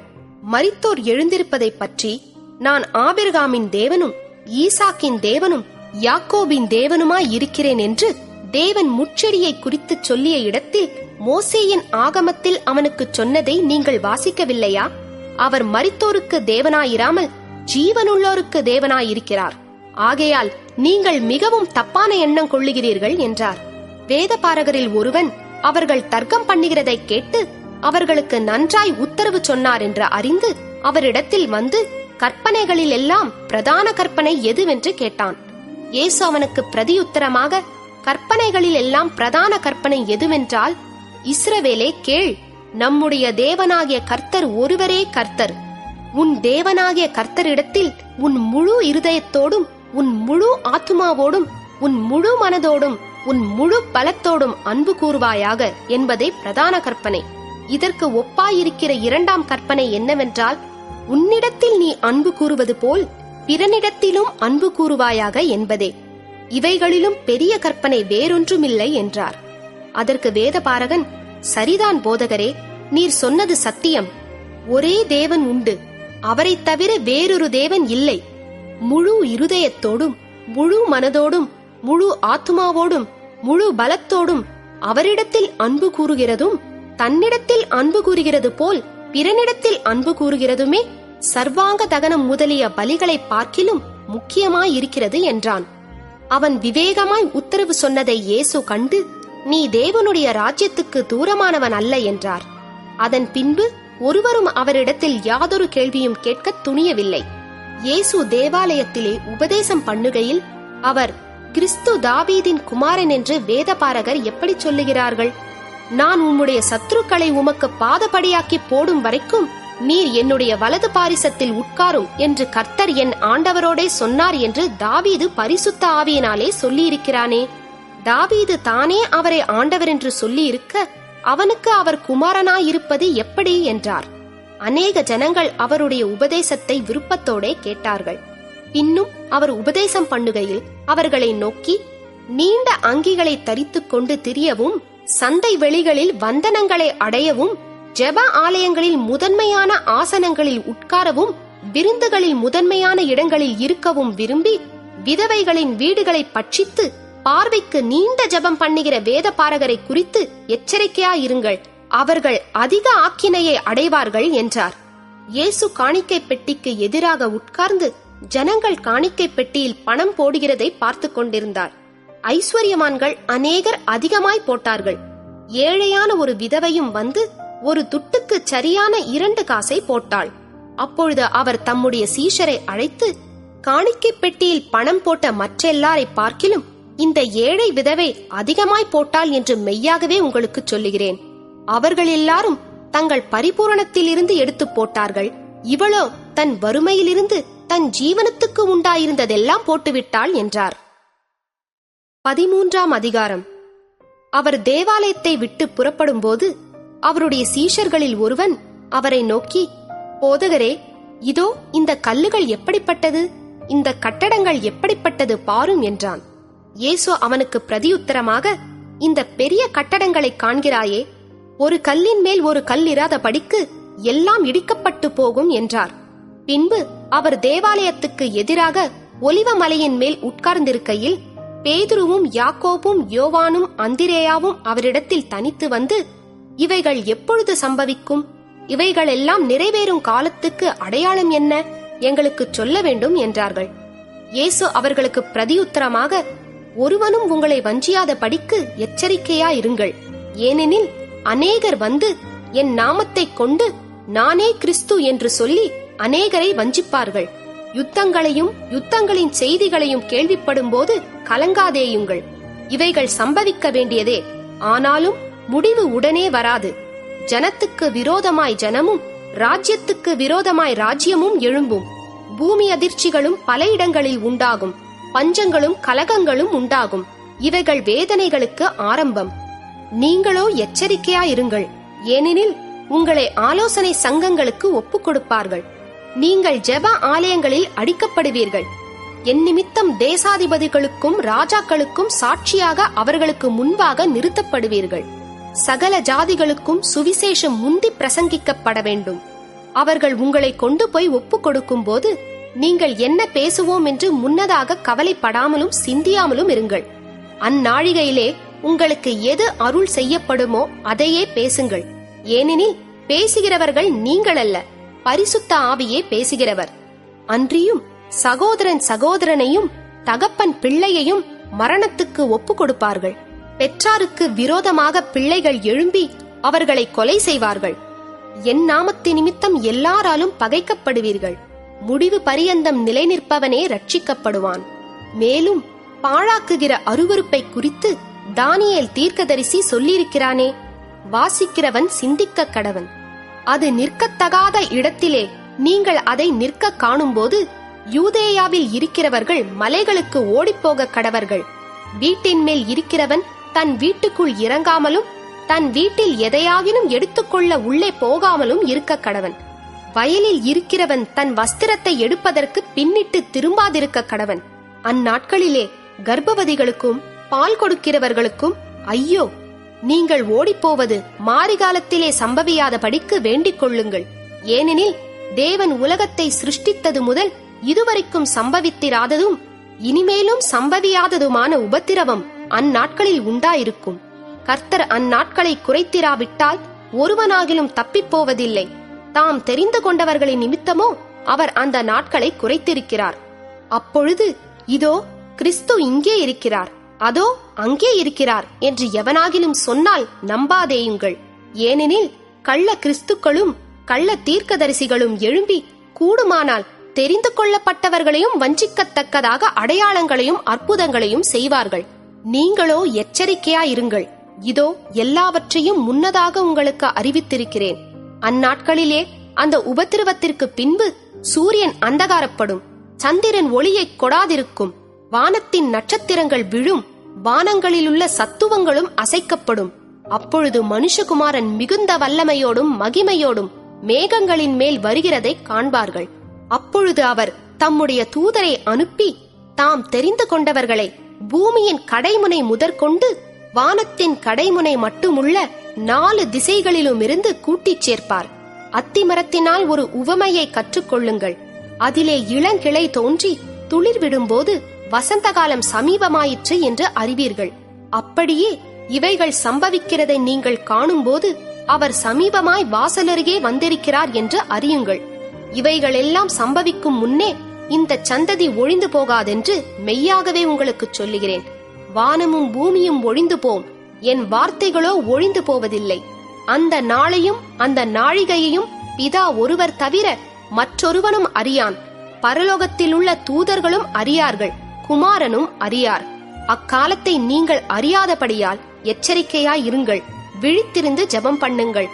ஒரு மனுஷன் தன் வீட்டை விட்டு புறத்தேசத்துக்கு பிரயாணம் போக எத்தனிக்கும் போது தன் ஊழியக்காரருக்கு அதிகாரம் கொடுத்து அவனவனுக்கு தன் தன் வேலையையும் நியமித்து விழித்திருக்கும் படிக்கு காவல் காக்கிறவனுக்கு கற்பிப்பான். அப்படியே நீங்களும் விழித்திருங்கள். ஏனெனில் வீட்டெஜமான் சாயங்காலத்திலோ நடுராத்திரியிலோ சேவல் கூவும் நேரத்திலோ காலையிலோ எப்பொழுது வருவான் என்று நீங்கள் அறியீர்கள். நீங்கள் நினையாத வேளையில் அவன் வந்து உங்களை தூங்குகிறவர்களாக கண்டுபிடியாத படிக்கு விழித்திருங்கள். நான் உங்களுக்கு சொல்லுகிறதை எல்லாருக்கும் சொல்லுகிறேன், விழித்திருங்கள் என்றார். 14ஆம் அதிகாரம். 2 நாளைக்குப் பின்பு புளிப்பில்லாத அப்பம் சாப்பிடுகிற பஸ்கா பண்டிகை வந்தது. அப்பொழுது பிரதான ஆசாரியரும் வேதபாரகரும் அவரை தந்திரமாய் பிடித்து கொலை செய்யும்படி வகை தேடினார்கள். ஆகிலும் ஜனங்களுக்குள்ளே கலகம் உண்டாகாதபடிக்கு பண்டிகையிலே அப்படி செய்யலாகாது என்றார்கள். அவர் பெத்தானியாவில் குஷ்டரோகியாயிருந்த சீமோன் வீட்டிலே போஜன பந்தி இருக்கையில் ஒரு ஸ்திரீ விலையேற பெற்ற நளதம் என்னும் உத்தம தைலமுள்ள வெள்ளைக்கல் பரணியை கொண்டு வந்து அதை உடைத்து அந்த தைலத்தை அவர் சிரசின் மேல் ஊற்றினாள். அப்பொழுது சிலர் தங்களுக்குள்ளே விசனமடைந்து, இந்த தைலத்தை இப்படி வீணாய் செலவழிப்பானேன், இதை 300 பணத்துக்கு அதிகமான கிரியத்துக்கு விற்று தரித்திரருக்கு கொடுக்கலாமே என்று சொல்லி அவளை குறித்து முறுமுறுத்தார்கள்.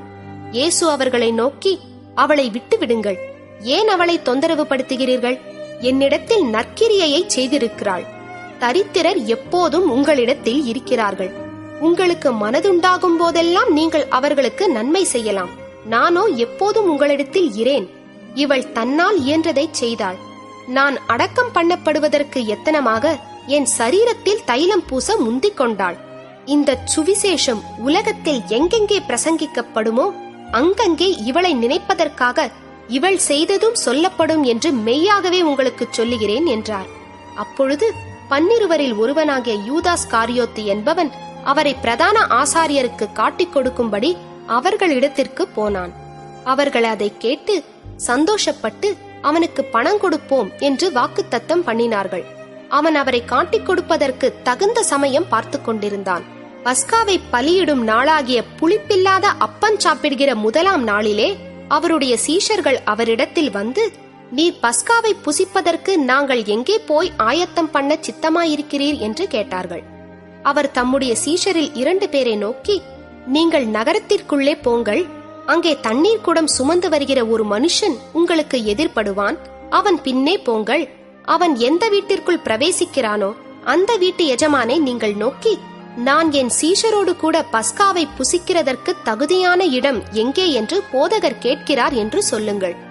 அவன் கம்பளம் முதலானவைகளை விரித்து ஆயத்தம் பண்ணப்பட்டிருக்கிற விஸ்தாரமான மேல் வீட்டறையை உங்களுக்கு காண்பிப்பான். அங்கே நமக்காக ஆயத்தம் பண்ணுங்கள் என்று சொல்லி அனுப்பினார். அப்படியே அவருடைய சீஷர் புறப்பட்டு நகரத்தில் போய் தங்களுக்கு அவர் சொன்னபடியே கண்டு பஸ்காவை ஆயத்தம் பண்ணினார்கள். சாயங்காலமான போது அவர் 12 கூட அவ்விடத்திற்கு வந்தார்.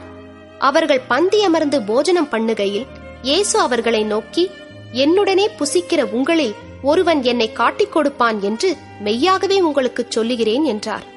அப்பொழுது அவர்கள் துக்கமடைந்து, நானோ நானோ என்று ஒவ்வொருவரும் அவரிடத்தில் கேட்கத் தொடங்கினார்கள். அவர் பிரதியுத்தரமாக, என்னுடனே கூட தாளத்தில் கையிடுகிறவனாகிய 12 ஒருவனே அவன் என்று சொல்லி, மனுஷகுமாரன் தம்மை குறித்து எழுதியிருக்கிறபடியே போகிறார். ஆகிலும் எந்த மனுஷனால் மனுஷகுமாரன் காட்டிக் கொடுக்கப்படுகிறாரோ அந்த மனுஷனுக்கு ஐயோ! அந்த மனுஷன் பிறவாதிருந்தானால் அவனுக்கு நலமாயிருக்கும் என்றார். அவர்கள் போஜனம் பண்ணுகையில் இயேசு அப்பத்தை எடுத்து ஆசீர்வதித்து அதை பிட்டு அவர்களுக்கு கொடுத்து, நீங்கள் வாங்கி புசியுங்கள், இது என்னுடைய சரீரமாயிருக்கிறது என்றார். பின்பு பாத்திரத்தையும் எடுத்து ஸ்தோத்திரம் பண்ணி அதை அவர்களுக்கு கொடுத்தார். அவர்கள் எல்லாரும் அதிலே பானம் பண்ணினார்கள்.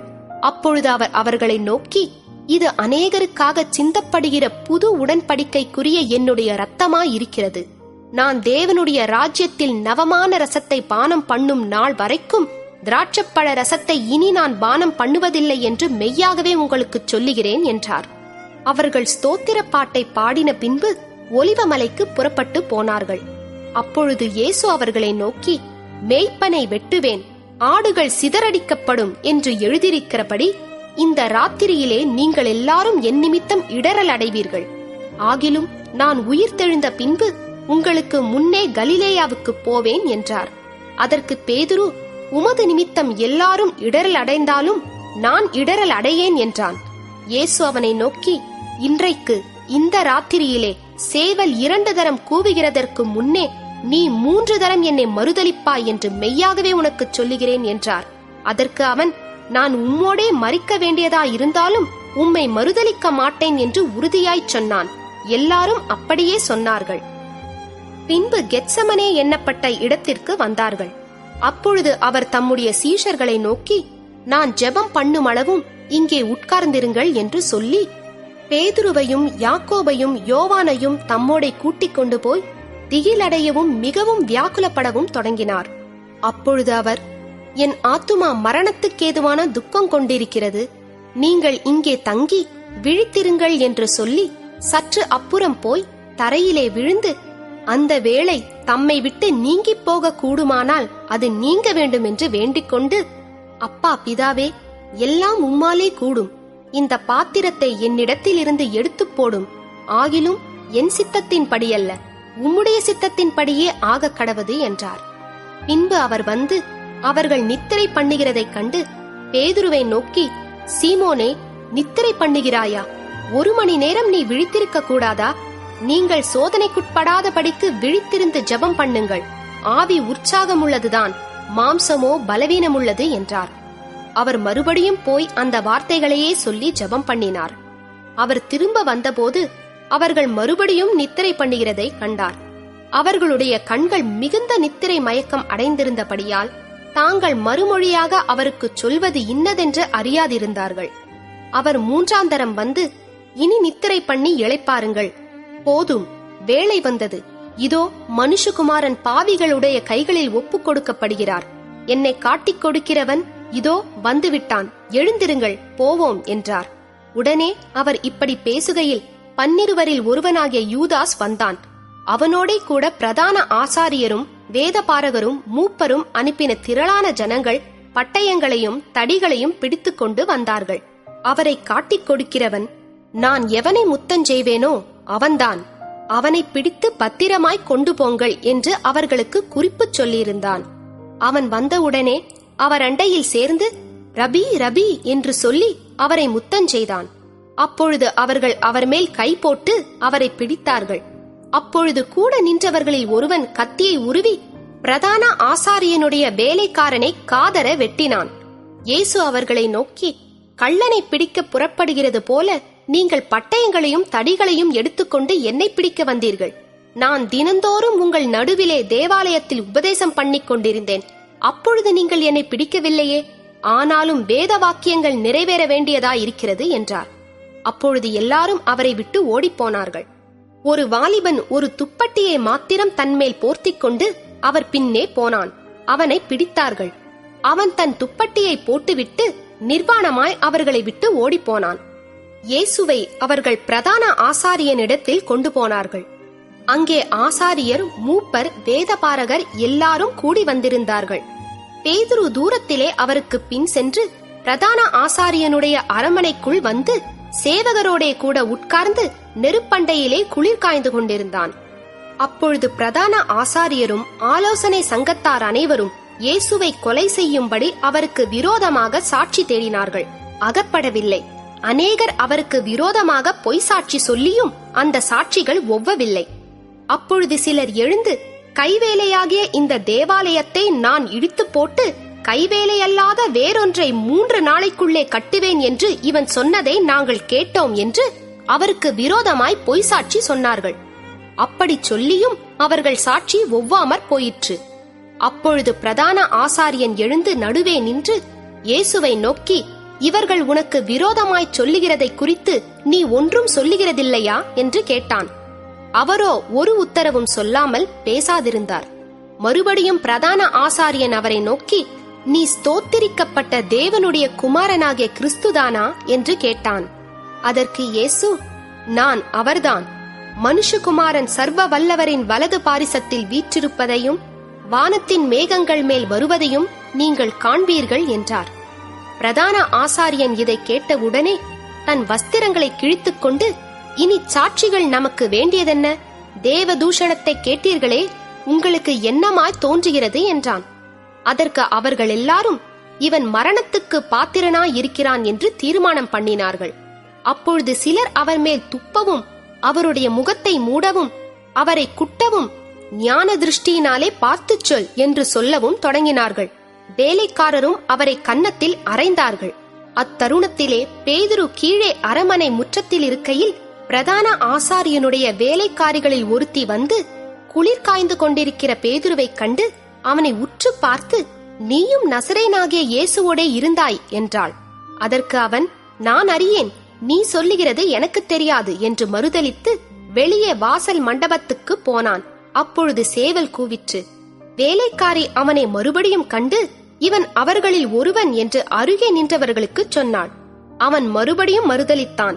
சற்று நேரத்திற்கு பின்பு மறுபடியும் அருகே நிற்கிறவர்கள் பேதுருவை பார்த்து, மெய்யாகவே நீ அவர்களில் ஒருவன், நீ கலிலேயன், உன் பேச்சு அதற்கு ஒத்திருக்கிறது என்றார்கள்.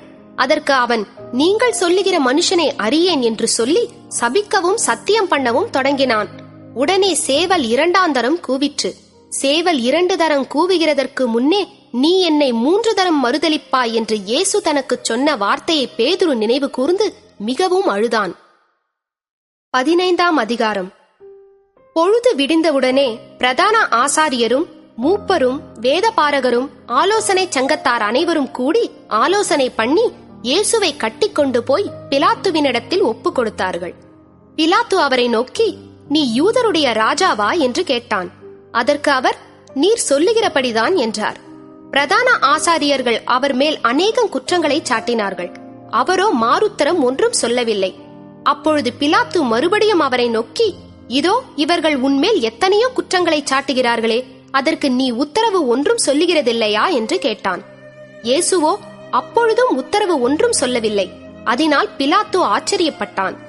காவல் பண்ணப்பட்டவர்களில் எவனை விடுதலையாக்க வேண்டும் என்று ஜனங்கள் கேட்டுக்கொள்வார்களோ அவனை அவர்களுக்காக விடுதலையாக்குவது பண்டிகை தோறும் பிலாத்துவுக்கு வழக்கமாயிருந்தது. கலகம் பண்ணி அந்த கலகத்தில் கொலை செய்து அதற்காக காவல் பண்ணப்பட்டவர்களில் பரபாஸ் எண்ணப்பட்ட ஒருவன் இருந்தான்.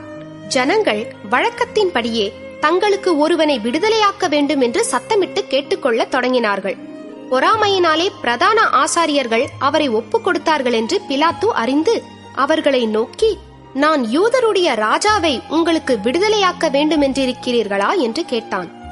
பரபாசை தங்களுக்கு விடுதலையாக்க வேண்டும் என்று ஜனங்கள் கேட்டுக்கொள்ளும்படி பிரதான ஆசாரியர்கள் அவர்களை ஏவிவிட்டார்கள்.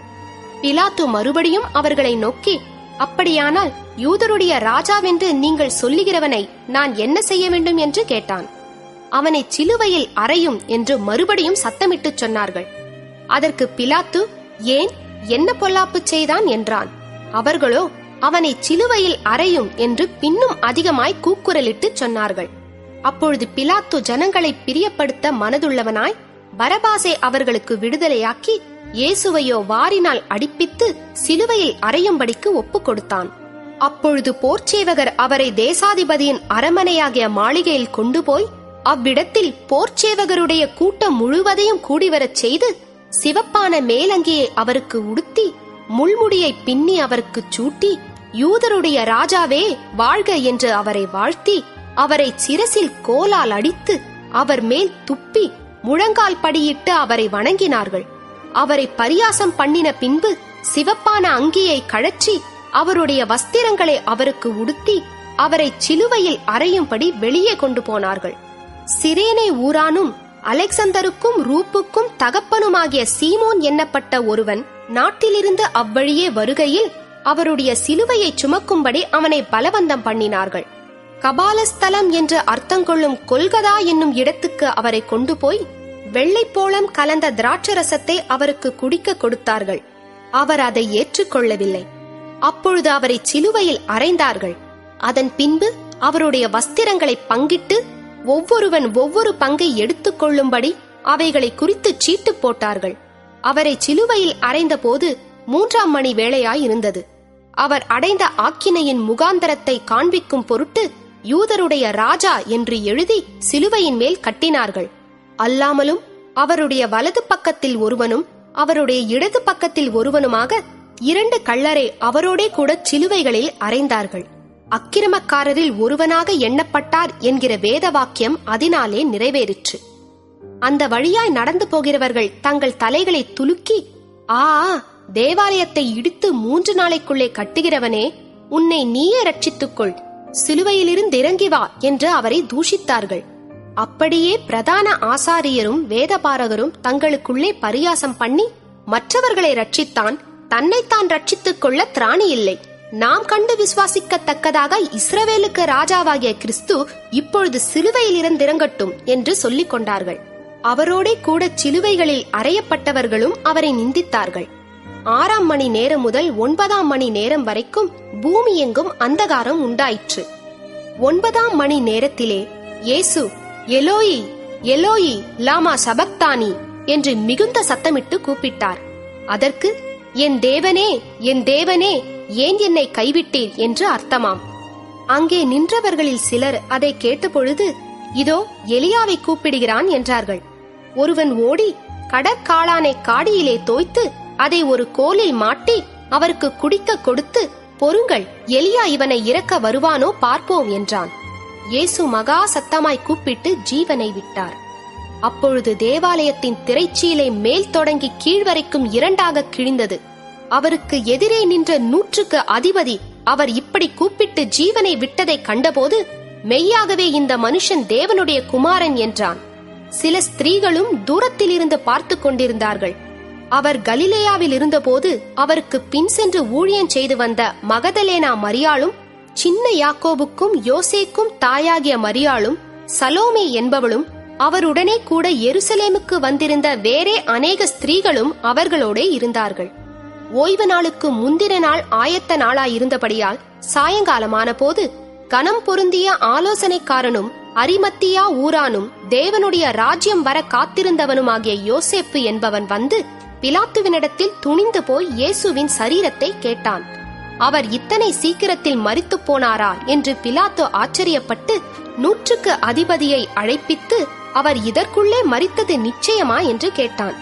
100க்கு அதிபதியினாலே அதை அறிந்து கொண்ட பின்பு சரீரத்தை யோசேப்பினிடத்தில் கொடுத்தான். அவன் போய் மெல்லிய துப்பட்டியை வாங்கிக் கொண்டு வந்து அவரை இறக்கி அந்த துப்பட்டியிலே சுற்றி கண்மலையில் வெட்டியிருந்த கல்லறையிலே அவரை வைத்து கல்லறையின் வாசலில் ஒரு கல்லை புரட்டி வைத்தான். அவரை வைத்த இடத்தை மகதலேனா மரியாளும் யோசேயின் தாயாகிய மரியாளும் பார்த்தார்கள். 16ஆம் அதிகாரம். ஓய்வு நாளான பின்பு மகதலேனா மரியாளும் யாக்கோபின் தாயாகிய மரியாளும் சலோமே என்பவளும் அவருக்கு சுகந்த வர்க்கம் இடும்படி அவைகளை வாங்கிக் கொண்டு வாரத்தின் முதலாம் நாள் அதிகாலையிலே சூரியன் உதயமாகிற போது கல்லறையினிடத்தில் வந்து, கல்லறையின் வாசலில் இருக்கிற கல்லை நமக்காக எவன் புரட்டி தள்ளுவான் என்று ஒருவரோடொருவர் சொல்லிக் கொண்டார்கள். அந்த கல் மிகவும் பெரிதாயிருந்தது. அவர்கள் ஏறிட்டு பார்க்கிற போது அது தள்ளப்பட்டிருக்க கண்டார்கள். அவர்கள் கல்லறைக்குள் பிரவேசித்து வெள்ளையங்கி தரித்தவனாய் வலது பக்கத்தில் உட்கார்ந்திருந்த ஒரு வாலிபனைக் கண்டு பயந்தார்கள். அவன் அவர்களை நோக்கி, பயப்படாதிருங்கள், சிலுவையில் அறையப்பட்ட நசரேனாகிய இயேசுவை தேடுகிறீர்கள். அவர் உயிர்த்தெழுந்தார். அவர் இங்கே இல்லை. இதோ அவரை வைத்த இடம். நீங்கள் அவருடைய சீஷரிடத்திற்கும் பேதுருவின் இடத்திற்கும் போய், உங்களுக்கு முன்னே கலிலேயாவுக்கு போகிறார், அவர் உங்களுக்கு சொன்னபடியே அங்கே அவரை காண்பீர்கள் என்று அவர்களுக்கு சொல்லுங்கள் என்றான். நடுக்கமும் திகிலும் அவர்களை பிடித்தபடியால் அவர்கள் சீக்கிரமாய் வெளியே வந்து கல்லறையை விட்டு ஓடினார்கள். அவர்கள் பயந்திருந்தபடியினால் ஒருவருக்கும் ஒன்றும் சொல்லாமற் போனார்கள். வாரத்தின் முதலாம் நாள் அதிகாலையிலே இயேசு எழுந்திருந்த பின்பு மகதலேனா மரியாளுக்கு முதல் தரிசனமானார். அவளிடத்தில் இருந்து அவர் 7 பிசாசுகளை துரத்தியிருந்தார். அவள் புறப்பட்டு அவரோடே கூட இருந்தவர்கள் துக்கப்பட்டு அழுது கொண்டிருக்கையில் அவர்களிடத்தில் போய் அந்த செய்தியை அறிவித்தாள். அவர் உயிரோடிருக்கிறார் என்றும் அவளுக்கு காணப்பட்டார் என்றும் அவர்கள் கேட்டபொழுது நம்பவில்லை. அதன் பின்பு அவர்களில் 2 பேர் ஒரு கிராமத்துக்கு நடந்து போகிற பொழுது அவர்களுக்கு மறுரூபமாய் தரிசனமானார். அவர்களும் போய் அதை மற்றவர்களுக்கு அறிவித்தார்கள். அவர்களையும் அவர்கள் நம்பவில்லை. அதன் பின்பு 11 போஜன பந்தியில் இருக்கையில் அவர்களுக்கு அவர் தரிசனமாகி, உயிர்த்தெழுந்திருந்த தம்மை கண்டவர்களை அவர்கள் நம்பாமற் போனது நிமித்தம் அவர்களுடைய அவிசுவாசத்தை குறித்தும் இருதய கடினத்தை குறித்தும் அவர்களை கடிந்து கொண்டார். பின்பு அவர் அவர்களை நோக்கி, நீங்கள் உலகமெங்கும் போய் சர்வ சிருஷ்டிக்கும் சுவிசேஷத்தை பிரசங்கியுங்கள். விசுவாசம் உள்ளவனாகி ஞானஸ்நானம் பெற்றவன் ரட்சிக்கப்படுவான். விசுவாசியாதவனோ ஆக்கினைக்குள்ளாக தீர்க்கப்படுவான். விசுவாசிக்கிறவர்களால் நடக்கும் அடையாளங்களாவன, என் நாமத்தினாலே பிசாசுகளை துரத்துவார்கள், நவமான பாஷைகளை பேசுவார்கள், சர்ப்பங்களை எடுப்பார்கள், சாவுக்கேதுவான யாதொன்றை குடித்தாலும் அது அவர்களை சேதப்படுத்தாது, வியாதிஸ்தர் மேல் கைகளை வைப்பார்கள், அப்பொழுது அவர்கள் சொஸ்தமாவார்கள் என்றார். இவ்விதமாய் கர்த்தர் அவர்களுடனே பேசின பின்பு பரலோகத்துக்கு எடுத்துக் கொள்ளப்பட்டு தேவனுடைய வலது பாரிசத்தில் உட்கார்ந்தார். அவர்கள் புறப்பட்டு போய் எங்கும் பிரசங்கம் பண்ணினார்கள். கர்த்தர் அவர்களுடனே கூட கிரியையை நடப்பித்து அவர்களால் நடந்த அடையாளங்களினாலே வசனத்தை உறுதிப்படுத்தினார். ஆமென்.